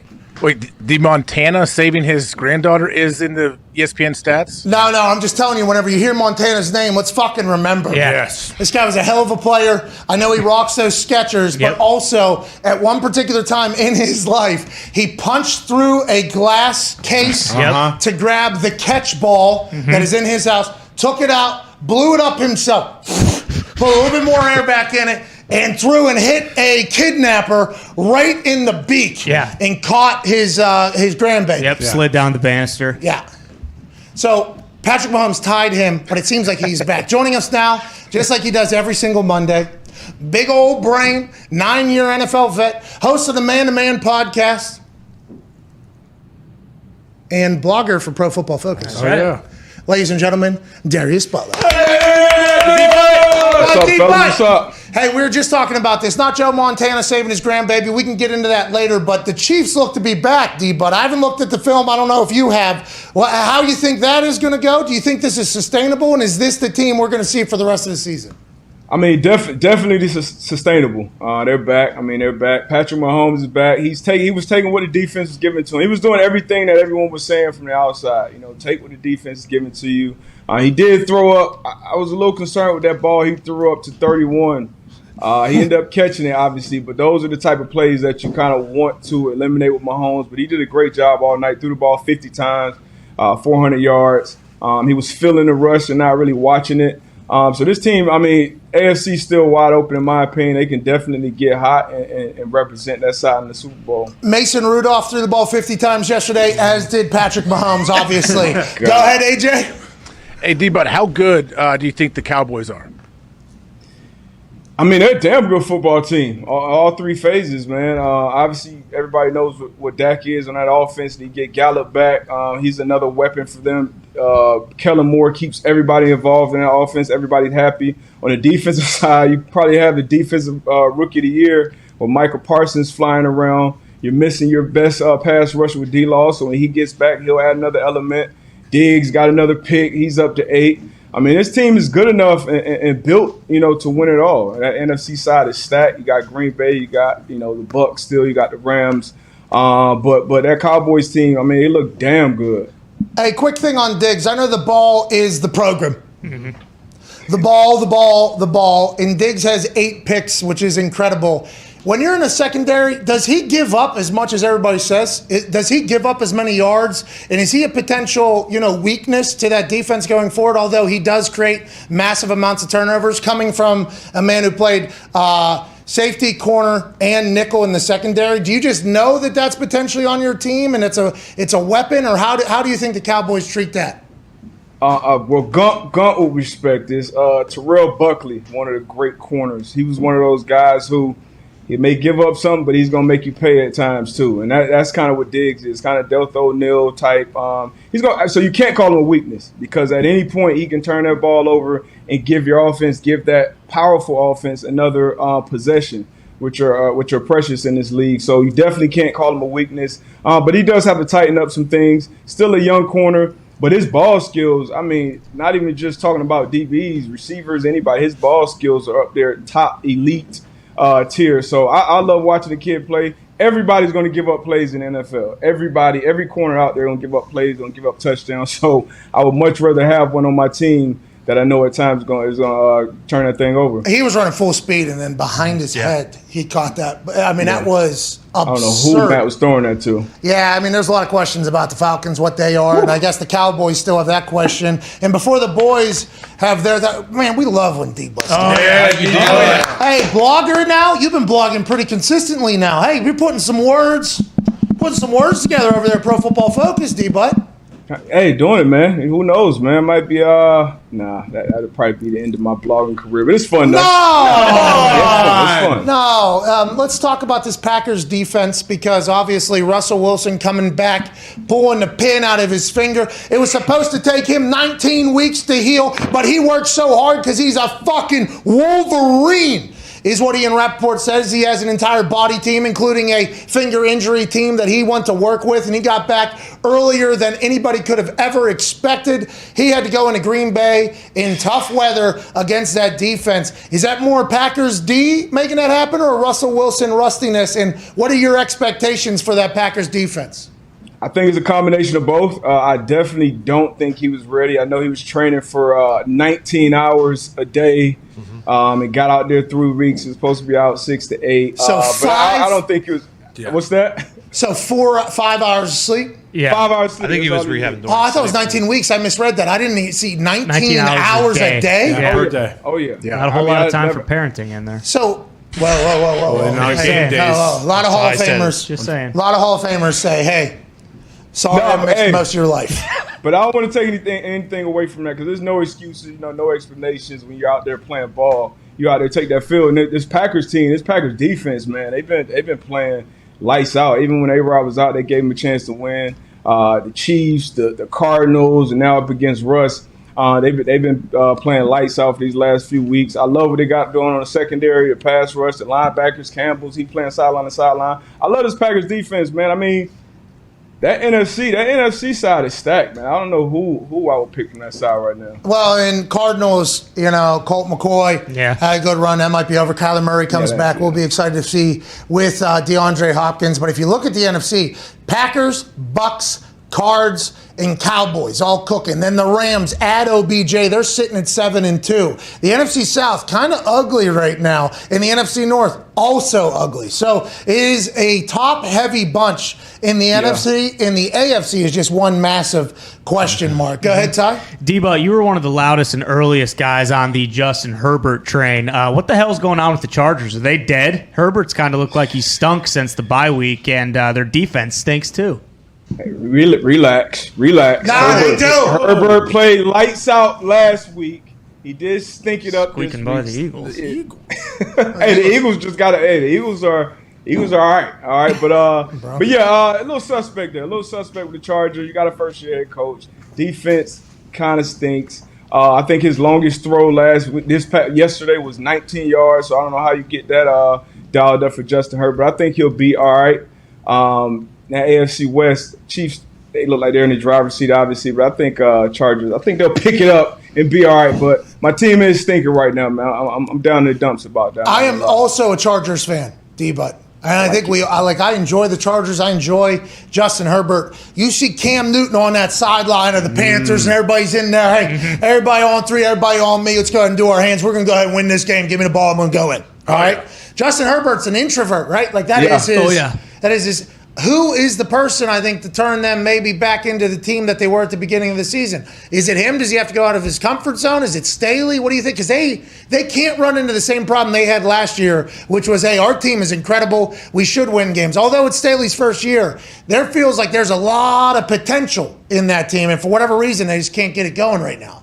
I mean, it's going to be on Staley. Staley's got to steer that ship. Obviously, as a quarterback, I think the best thing a quarterback can do, whoever that quarterback is, just be yourself. Everybody's not going to be, the outspoken. Everybody's not going to be, Mr. Unlimited in the huddle or Tom Brady in the huddle or these different guys. You just got to be Justin Herbert. He just got to start playing better. The whole team does. Defensively, they got to stop the run. And Herbert's got to start making the plays that we got so accustomed to him making. But I think they'll be all right. I love Staley. He's a rookie head coach. And he's one of the brightest minds out there. So I think they'll be all right long term. This year has just been kind of crazy up and down for everybody. Not making any excuses, but I think they'll be all right. Well, Staley actually was a quarterback. That's right. Who's also a defensive coordinator. Exactly. What? Yeah, so he knows defenses, but he sees the game through the eyes of a quarterback. It's best of both worlds there. I love Staley as well. Learn something new. Go ahead, AJ. You did. They said that 7,000 times when he was hired. Go ahead, AJ. No, didn't hear it. Hey, D-Butt, so how about the Browns and Baker? And what about Stefanski? I feel like people are jumping off his bandwagon. Before they said this is the perfect match and all this stuff. Now people are trying to say that he doesn't know what he's doing. Yeah, no adjustments. I mean, but it's a lot of problems. Baker, I'm not gonna say he stinks. He doesn't stink. He's all right. He's an above average quarterback. I mean, he came out last week, had an outstanding performance, had 14 completions, highest graded on PFF. But he had a lot of energy, a lot of anger, but that shit don't last at the quarterback position, man. It's the cerebral ones. It's the guys who can pick apart defenses. And you guys talked about Stefanski. One thing that kind of came to my mind, Will Blackman brought it up to me. The system that he played in the college, that kind of air raid type offense that they're playing out in college, I think that may be more suited for Baker to ever reach that elite status. I think if he's in this type of system with Stefanski is play action, run first, have boo, intermediate pass game, I think he's kind of hit the ceiling on where Baker's going to be. But the Browns are stuck. They're going to win too many games to draft high, so they're going to have to pay him big money. So they got to figure something out with Baker. Maybe that's moving on from Stefanski. It's overreaction Monday. I'm not saying fire him just yet, but he might have to change some things up. Hey, a lot. I'm not going to dang you guys. I mean, you're close there. Yeah, that's your guy. And the board. Hey, can you guys relax? You guys have been getting on my tone, Gump. What? You guys have been killing Dane on Twitter. Those are the toxic hammer Don Cowboys. You got to remember, they do not represent the feelings of their employer or their coworkers. Quick question about Baker. He hands the ball off with two hands. Yeah. Do you see that? Do you ever? Because I think it's like a temp potential. He has a very interesting way of handing the ball off. I don't think I've ever. It's like a two-handed hand. It's very smooth. Go ahead. It's kind of something about one. That's one thing he does do a very, very good job. It may sound weird, but as a defender, it's something you watch on film. Like his handoffs, like when he hands it off and kind of fakes his boot action, it is a good action. He does do, a little some magic with that ball back there. So that is one of, I would say, you can check that box for elite for Baker. That's what I want in my quarterback. Good handoffs. Well, good handoffs. In Stefanski's system with Chubb, Hunt, who are both out now, Dearness Johnson still won for $100. Hey, let's go. Yeah, good point. Hey, let's go, pal. But on the other side was the Patriots, D-Butt, and I assume Connor's going to have a question for you there. Yeah, D-Butt, you're just saying cerebral, alpha male, pick apart defense quarterbacks. Is Mac Jones like the best quarterback you've ever seen in your entire life? Okay? Is everything all What right? the hell? Louise. Yeah, I just had to put my Patriots helmet back there real quick. Zoom out. Come on. Sorry, we just had to get that situated. But Mac. Oh, that's Mac. this guy. We can't even looks see like a your guy, Patriots helmet. We can't even see your Patriots helmet because Sorry. I'm sorry. Put it he on. Hasn't worn it yet. He hasn't worn it Oh! yet. But Mac is a dude, man. Mac is a dude. He went to the perfect spot too. Josh McDaniels is everything. Always he the next Tom Brady, he the next this. I see a lot of people saying he should have went second or third in the draft. Now I don't think we would have saw this Mac Jones if he ended up with the Jets. But McDaniels, Belichick, they've done a great job with him, and they're getting hot at the right time. The defense is obviously playing great. And more important than anything, Mac knows where to go with the ball. And now it's going to be about just him putting it there. And he dropped some dimes yesterday, like it's a tight window. So I'm thoroughly impressed with the Rook. Throwing the spots. Go ahead, AJ. Hey, what about the Saints roughing the passer call? Like I don't know if you talked about it earlier on the show or not, Pat. I would imagine that one upset you a bit. What about you, D-Butt? Terrible. I mean, those are game changing calls, man. I feel like every week, every game we're watching it and we're talking about the refs. Man, something's got to be done with that. Even if they went and reviewed all the pass interferences last year, maybe they go and review the roughing the passers, next year, this year. But it's terrible. And it cost the Saints the ball game, really. Titans keep finding ways to win, but that was some bullshit right there. The Titans, you think, without Derrick Henry, going to continue to go? I mean, it's amazing what they've been able to accomplish. I mean, they're going. They're well coached. They've been playing better on the defense than a lot of people give them credit for. And they're finishing games. It's been ugly. It's not pretty. If you look at the stat sheet in the box score, it doesn't look great. But they're getting it done. It's with some guys sometimes that I'd never even heard of getting their hands on the rock. So you can't argue with wins and production. So they're doing it right now. Can they make a title run? I don't think so. Oh, I don't think. I'm just being honest. Not without Tutu back there. Come on now. We gotta be realistic here. I know it's overreaction Monday, but we gotta be. Come on now. Yeah, they're not supposed to be realistic. Here's another unrealistic thing. Jonathan Taylor might be the best football player to ever play fucking football. This dude is a absolute stud. And the Titans are going to have to run into that going forward. I mean, granted, they already lost to him twice, but in the AFC South, I mean, the Colts are getting very hot, just like the Patriots are getting very hot. Oh, yeah. The AFC, I think water's potentially starting to find its level, and teams are going to maybe separate. But that Jonathan Taylor dude, unfucking believable, D-Bud. I don't understand why I feel like we stopped giving him the ball at some point Every in the game. fucking game. Why? He had a damn near 100 yards in the first quarter. You look at the box score after, and it's 120 or something like that. So, I mean, I don't understand that. We jumped out to a 17-0 lead, and we won the game, which is a great thing. But we've got to get that killer instinct in Indy, man. We got to put foot on necks when we jumped up 14-0 on the Titans and let them come back and win late. So that could be a problem that could rear its head later on. But they are 5-5, and they are in the hunt. Carson Wentz is playing good football, and the defense is playing well as too. So, Bro, a little better. He lumbers the fuck around, dude. He had a 3rd and 7 down the sideline. He fucking threw it, sacrificed his body to the other team. Michael Pittman fucking boom, grab. It was Carson Wentz. It's exciting. Oh, it is electrifying. We just gotta hope we don't get any more of this shit. You know what I mean? Go ahead, Diggs.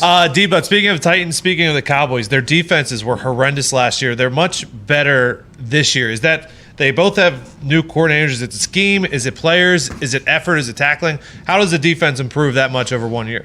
I know starting in Dallas, I know for sure coordinator. Mike Nolan, he did a horrible job last year. He kind of got hired out of nowhere. McCarthy called one of his buddies and gave him, and it was just terrible. From you watch the film, you can tell guys just didn't know what the hell was going on, even in like week 8, week 9.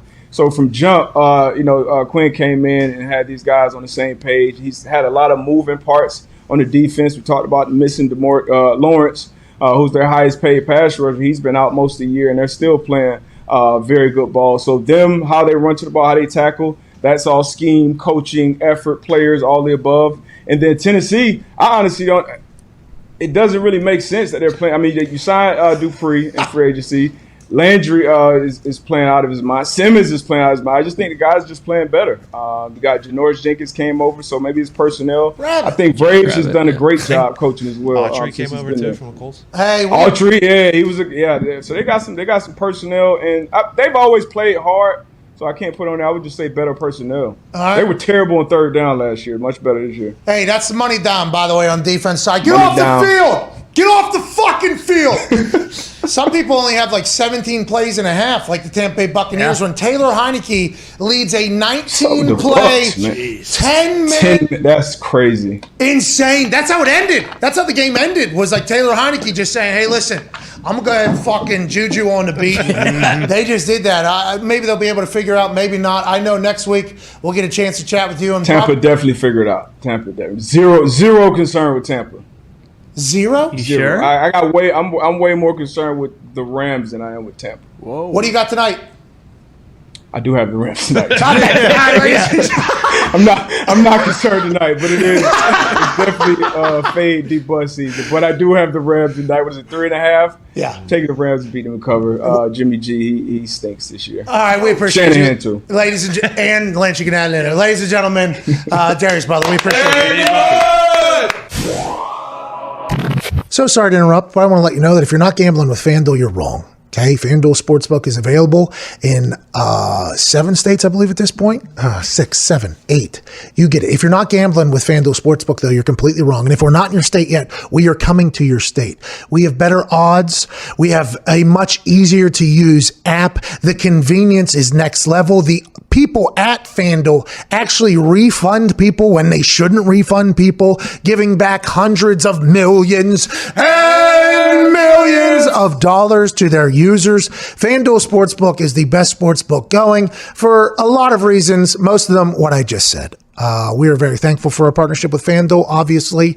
There are so many different ways to win. There's more things to bet on. Their boosts seem to always hit, which is just fucking themselves over time and time again.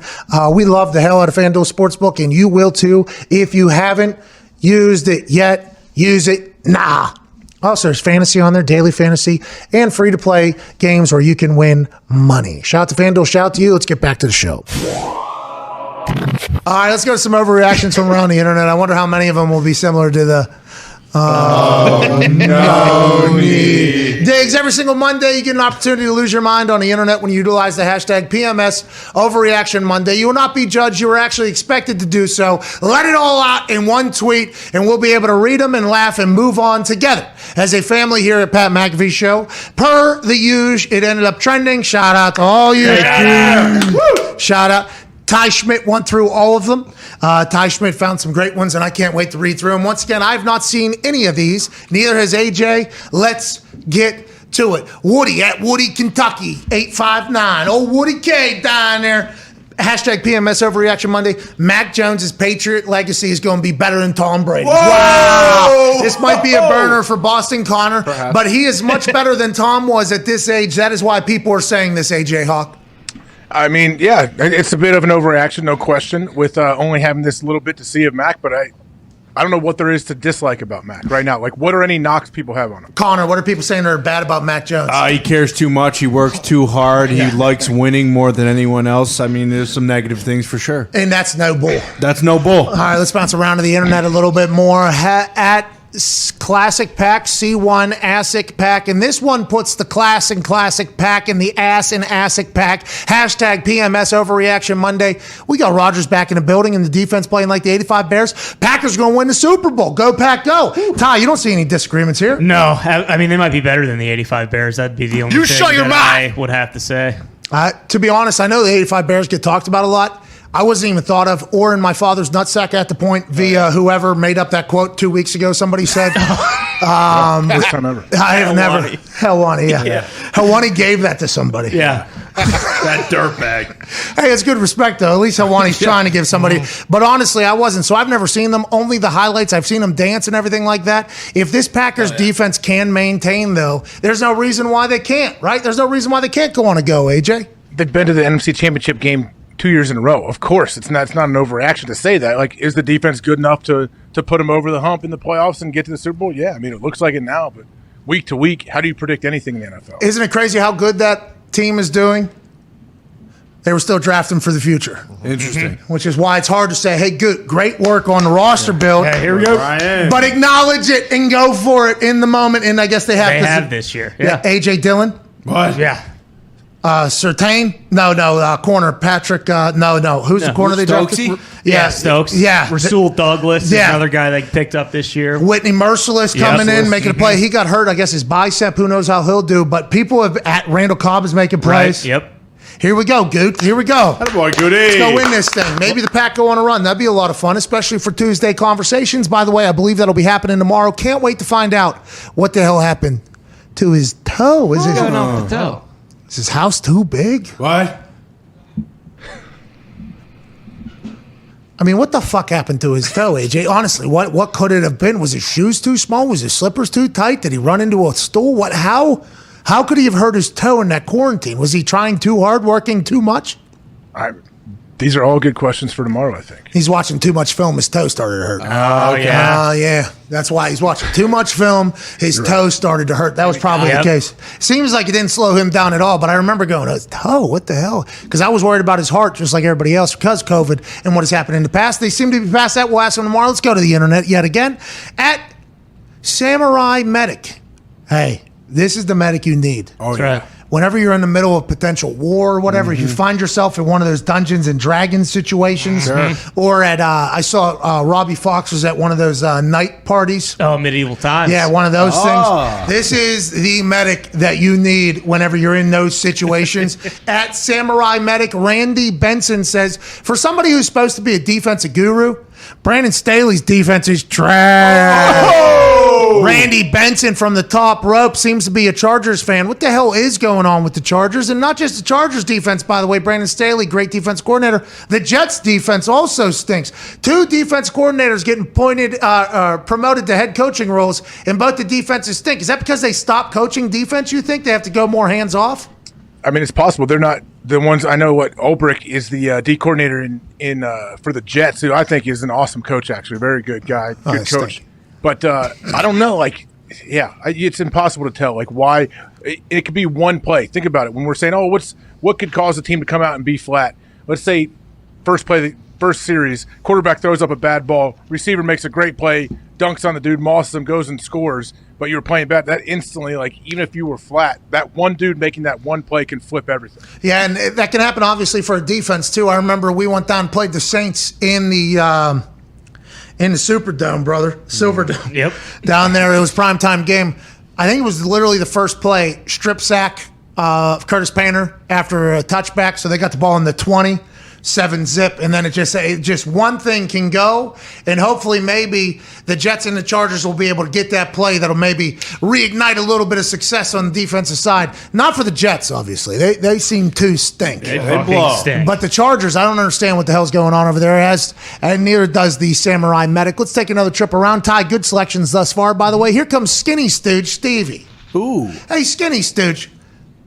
Is this Foxy's burner? I like this guy. I like this guy a lot. Skinny Stooge doesn't even know how lucky he is to be able to eat everything and not put on any weight, even though he might be a bad body having son of a bitch. Us spark plug built sons of bitches hate people that are just skinny stooges because we have a couple in the office and these dudes can eat whatever, have McDonald's at 10 a.m., have cheeseburgers, Big Mac, McChickens, quarter pounders, apple pies, cookies, the whole thing, McFlurries. And they don't ever gain any weight. Does that give you gout, Foxy? Nah. No, skinny stooges don't It's a get superpower. that. Yeah, it feels like the King's disease only happens with people that can't be skinny stooges for whatever the case. Hashtag PMS Overreaction Monday. You're not the only one that gets scout, Zito. Hashtag PMS Overreaction Monday, although you are one of the faces of battling gout. I was on Got Magazine 2020 this year. Hey, we appreciate your service. We appreciate your service, Zito. Hey, what if you saw Zito's face? You're in a doctor's office in the waiting room, and there's a magazine about gout, and Zito just smiling on the cover. And he never told us. I would die. And by the way, that might be happening. We have no idea about Zito. We do. Face of God. Guy might be a billionaire who's going to bring down Gott. That'd be his greatest feat. The Kansas City Chiefs It's at my feet. are all the way. The world is yours. The gout world is yours. The Kansas City Chiefs are all the way back. Fake punt. Tommy Townsend threw an absolute dime. Great defense, and the offense was picking them up and putting them down. Just absolutely dog walk the Raiders in Las Vegas. First in the division, by the way. Chiefs versus Packers. Super Bowl, whatever it's about to be. Let's go. I like the fact that Chiefs Kingdom is all the way back. I like that what they saw last night brought back a little bit of passion for the Chiefs fans because it did get a little toxic there, so much so that some of the Chiefs players in the comment section were like, we hate this fan base. Yeah. And X Factor was representing them poorly and saying, oh, this guy's an asshole. They're egotistical. They got too confident. They got too comfortable. It wasn't that long ago that the Chiefs were terrible. Now they weren't looking as good as they had, and everybody seemed to turn against them one night in Las Vegas, in Sin City, when Travis Kelce seems to be all the way back. Tyrann Mathieu seems to be opportunistic. Tyreek Hill is outrunning people. Checkdowns are in abundance. Patrick Mahomes all the way back. Is this the Chiefs? Is this what the Chiefs needed, AJ Hawk? Yeah, I'm sure you probably heard it. I think a lot of pundits on TV are saying this felt like a Chiefs win. Like Patrick Mahomes throws 5 touchdowns. I think their defense played well, and it gives them hope and gives them some confidence moving forward. And I like that overreaction tweet because I think that was my Super Bowl prediction as well, Chiefs-Packers. Oh, yeah, I think you and Skinny Stooge are on the same page. How about Tommy Townsend taking a low snap? Beautiful ball. That is not easy to do either. No way. All the way out to on a stop route on time. He a little long in the stride. I think if people were to break down. But him just transitioning perfectly, what a strike by Tommy Townsend. And I love the aggressiveness. I like that Andy Reid and them know, hey, we're rolling right now. Let's keep this thing going. Couple people, like you said, not that many people that had jumped off the Chiefs bandwagon, but I did see a decent amount of people saying Tommy Townsend played better than Patrick Mahomes had, up to that point last time. Maybe put him at quarterback. Oh, QB2. Yeah, exactly. We'll see. Patrick Mahomes, 400 yards, 5 touchdowns, has 3 of those games, I guess, in his career. He tied Dan Marino, Peyton Manning, and the guy who saved the kidnapping with a football, Joe Montana. Oh, yeah. Let's assume he'll have at least another one of those. Let's continue around the internet. Ben Goldstein at Ben Goldstein 91 says, hashtag PMS Overreaction Monday. The Seahawks need to start over. Trade Russ, fire Pete. It's time. Wow. No. Is that your feeling, AJ Hawk? Russell Wilson first game back after 19-hour training sessions for the last few weeks. Don't know how he slept. I thought sleep was a massive part of recovery. Maybe that's what they're counting into the 19 hours. He slept for 13 hours, let his body do his thing, and then for 6 he'd go after it, and then he'd chill for 5. Maybe. I'm not 100% sure. Are you all out on the Seahawks after losing to Aaron Rodgers 17-0 in Green Bay? Well, I think Russell's finger will continue to get better, but I'm definitely not all in on the Seahawks. I don't know what they're going to do with Pete, but I don't feel like Russell will be there either after this season. Well, last offseason, there was a lot of conversation. Allegedly, the Bears flew to North Dakota to put in a trade offer for Russell Wilson, and Chicago was one of the cities that not Russell, but his team said if we don't want to be traded, but if he was to be traded, Chicago's a beautiful city. Yeah. Chicago. Beautiful. Number 2 bus. It didn't happen, but then in the first week of training camp, Pete Carroll, Schneider, and Russell Wilson were all at the same podium. We like each other. That's literally what they did. How much does losing affect that relationship, and what does the future look like, and can they get back in good graces with not only a good record, but their fans in an NFC West that seems to only be heating up? That's going to be tough. Yeah, it seemed like yesterday kind of was a must-win, which I'm guessing is why Russ came back. Because you could tell he was missing throws that he never misses. But also, doesn't it seem like New Orleans might be a long play for? They're going to be very aggressive into potentially trying to get Russell Wilson in the offseason. Well, there's going to be a big market for Russ. There's a lot of people that are allegedly wanting him.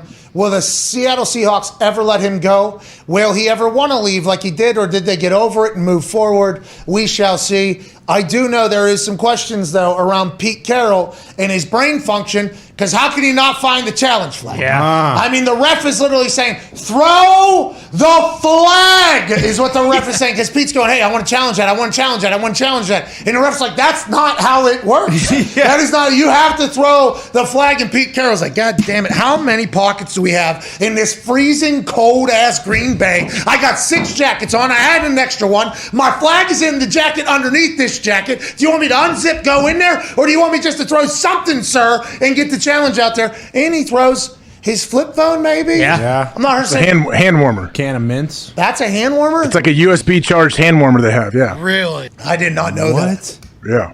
That's awesome. Anyways, that is not a challenge flag, and I think they still challenged this. They did. So I think there should be questions. I think it did get overturned too, right? No, that was the fumbled snap that Rodgers had where they gave possession to the offense, yeah. Yeah, I thought that was going to be a turnover, by the way. What about that interception by Kevin King? What happened? yeah. They reviewed How does that count? Well, and how does Aaron, well, I guess, and on the flip side, Aaron clearly didn't have that ball. No. You know what I mean? And Yeah. the Kevin King one, he definitely dropped it.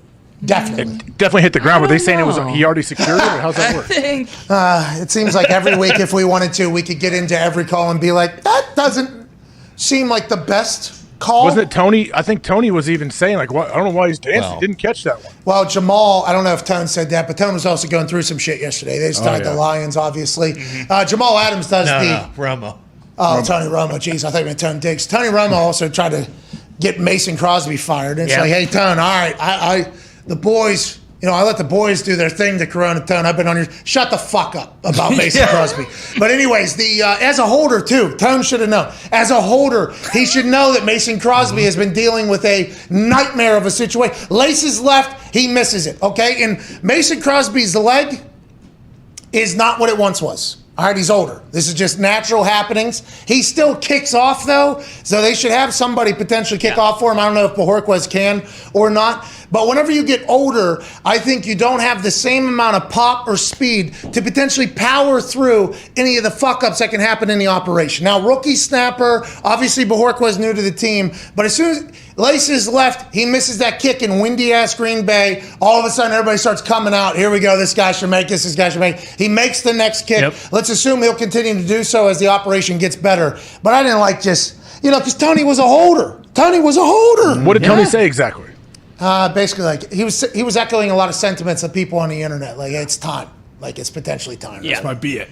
Yeah, which maybe it is, by the way. And I'm just going to bat for a guy that I have a lot of respect for. But also, every time I see a miss out of Mason, it's not a clean operation. Everybody else seems to not have to deal with that. Why is Mason dealing with that? Maybe it's the weather. Maybe it's because it is so windy. Whatever the case, I am not at the Mason Crosby doesn't have it stage, and I'm nowhere near it. No, and like you said, like the ones that he is missing, it seems like they're not even close. So it seems like something was going on, whether it's like the protection or the snap or where the laces are. Like when he's getting a good ball, like he drilled that last one down the center. Like you can kind of tell when he's hitting them. It's like, okay, something must be up here. Yeah, and maybe Mason will miss more kicks. I'm not sure. I was heartbroken when I saw him hit that little slice miss. Wanted him to make that. But going forward, the operation was good, and they made kicks. Mm-hmm.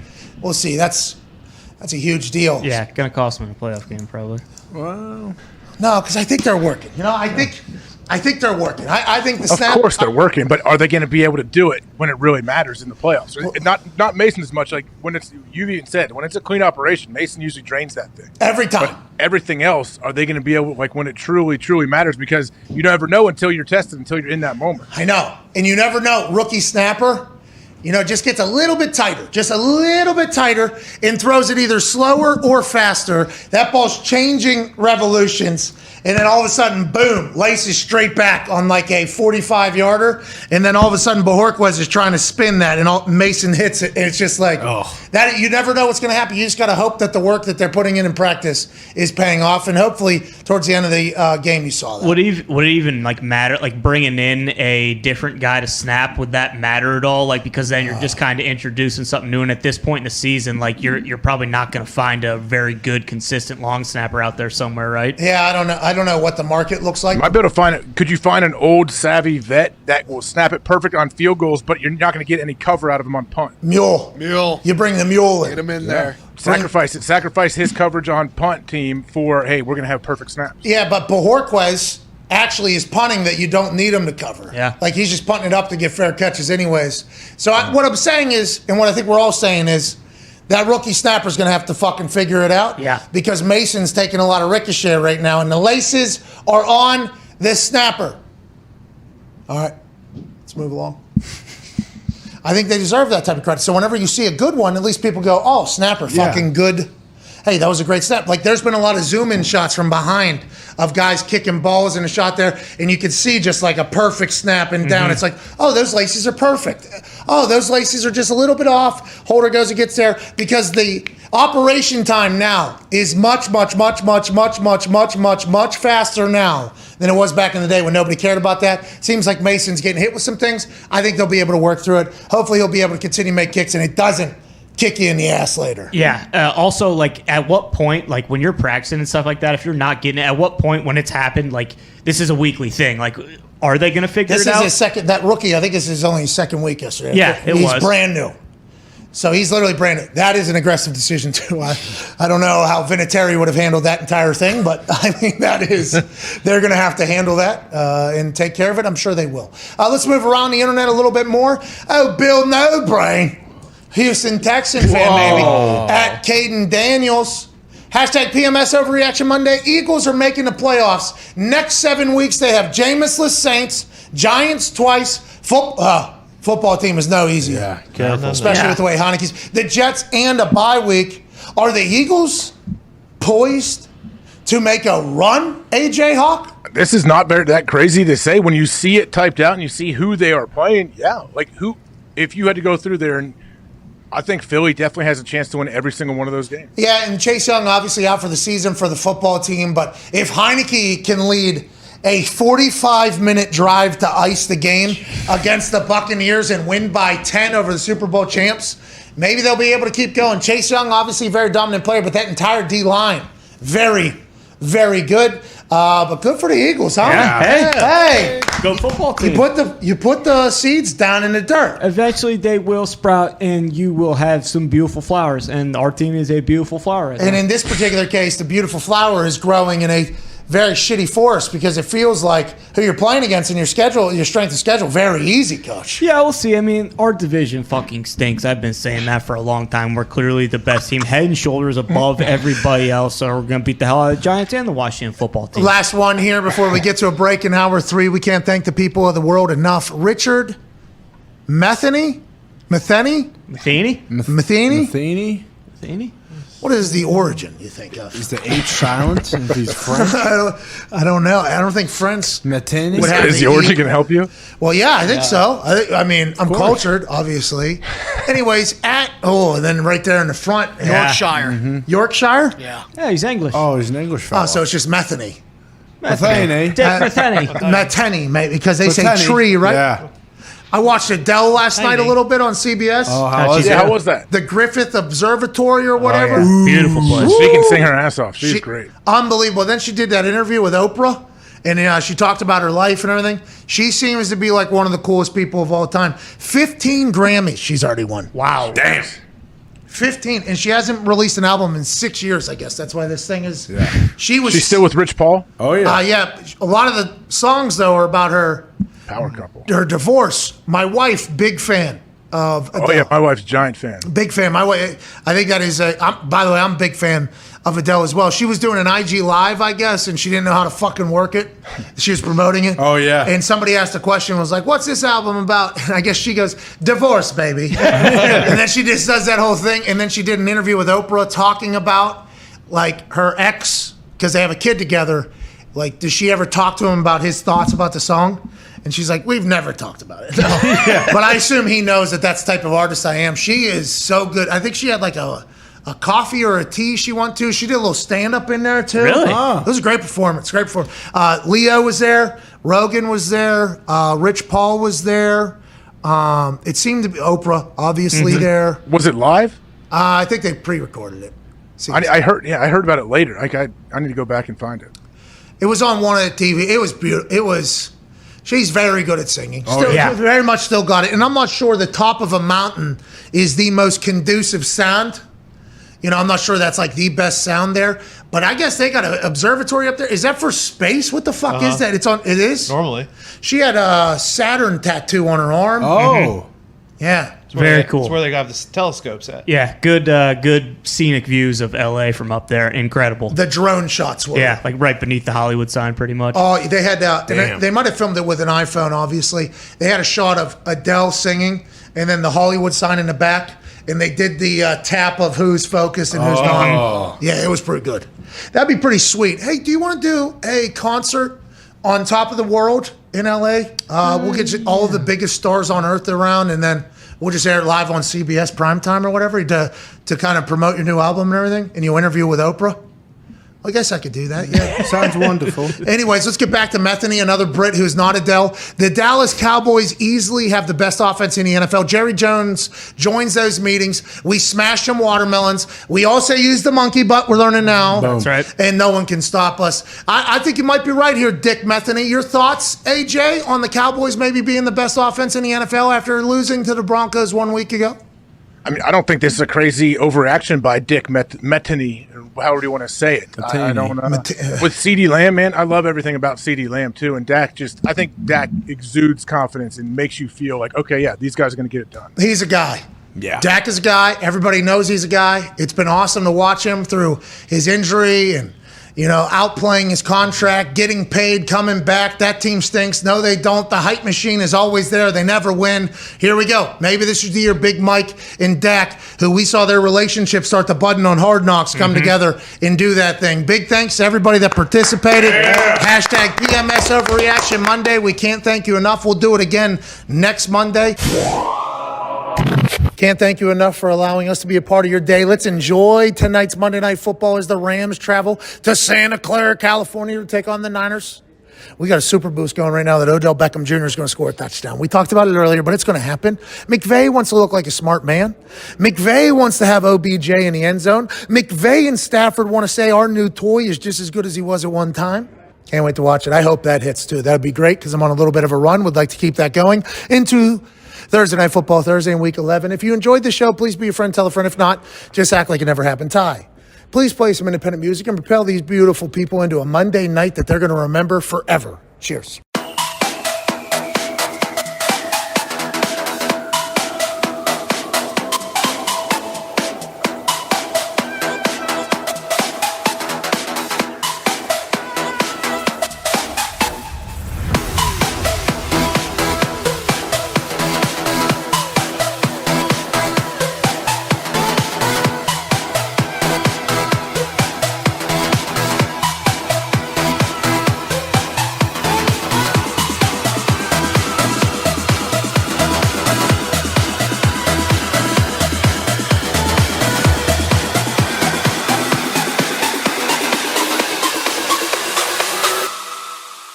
Go!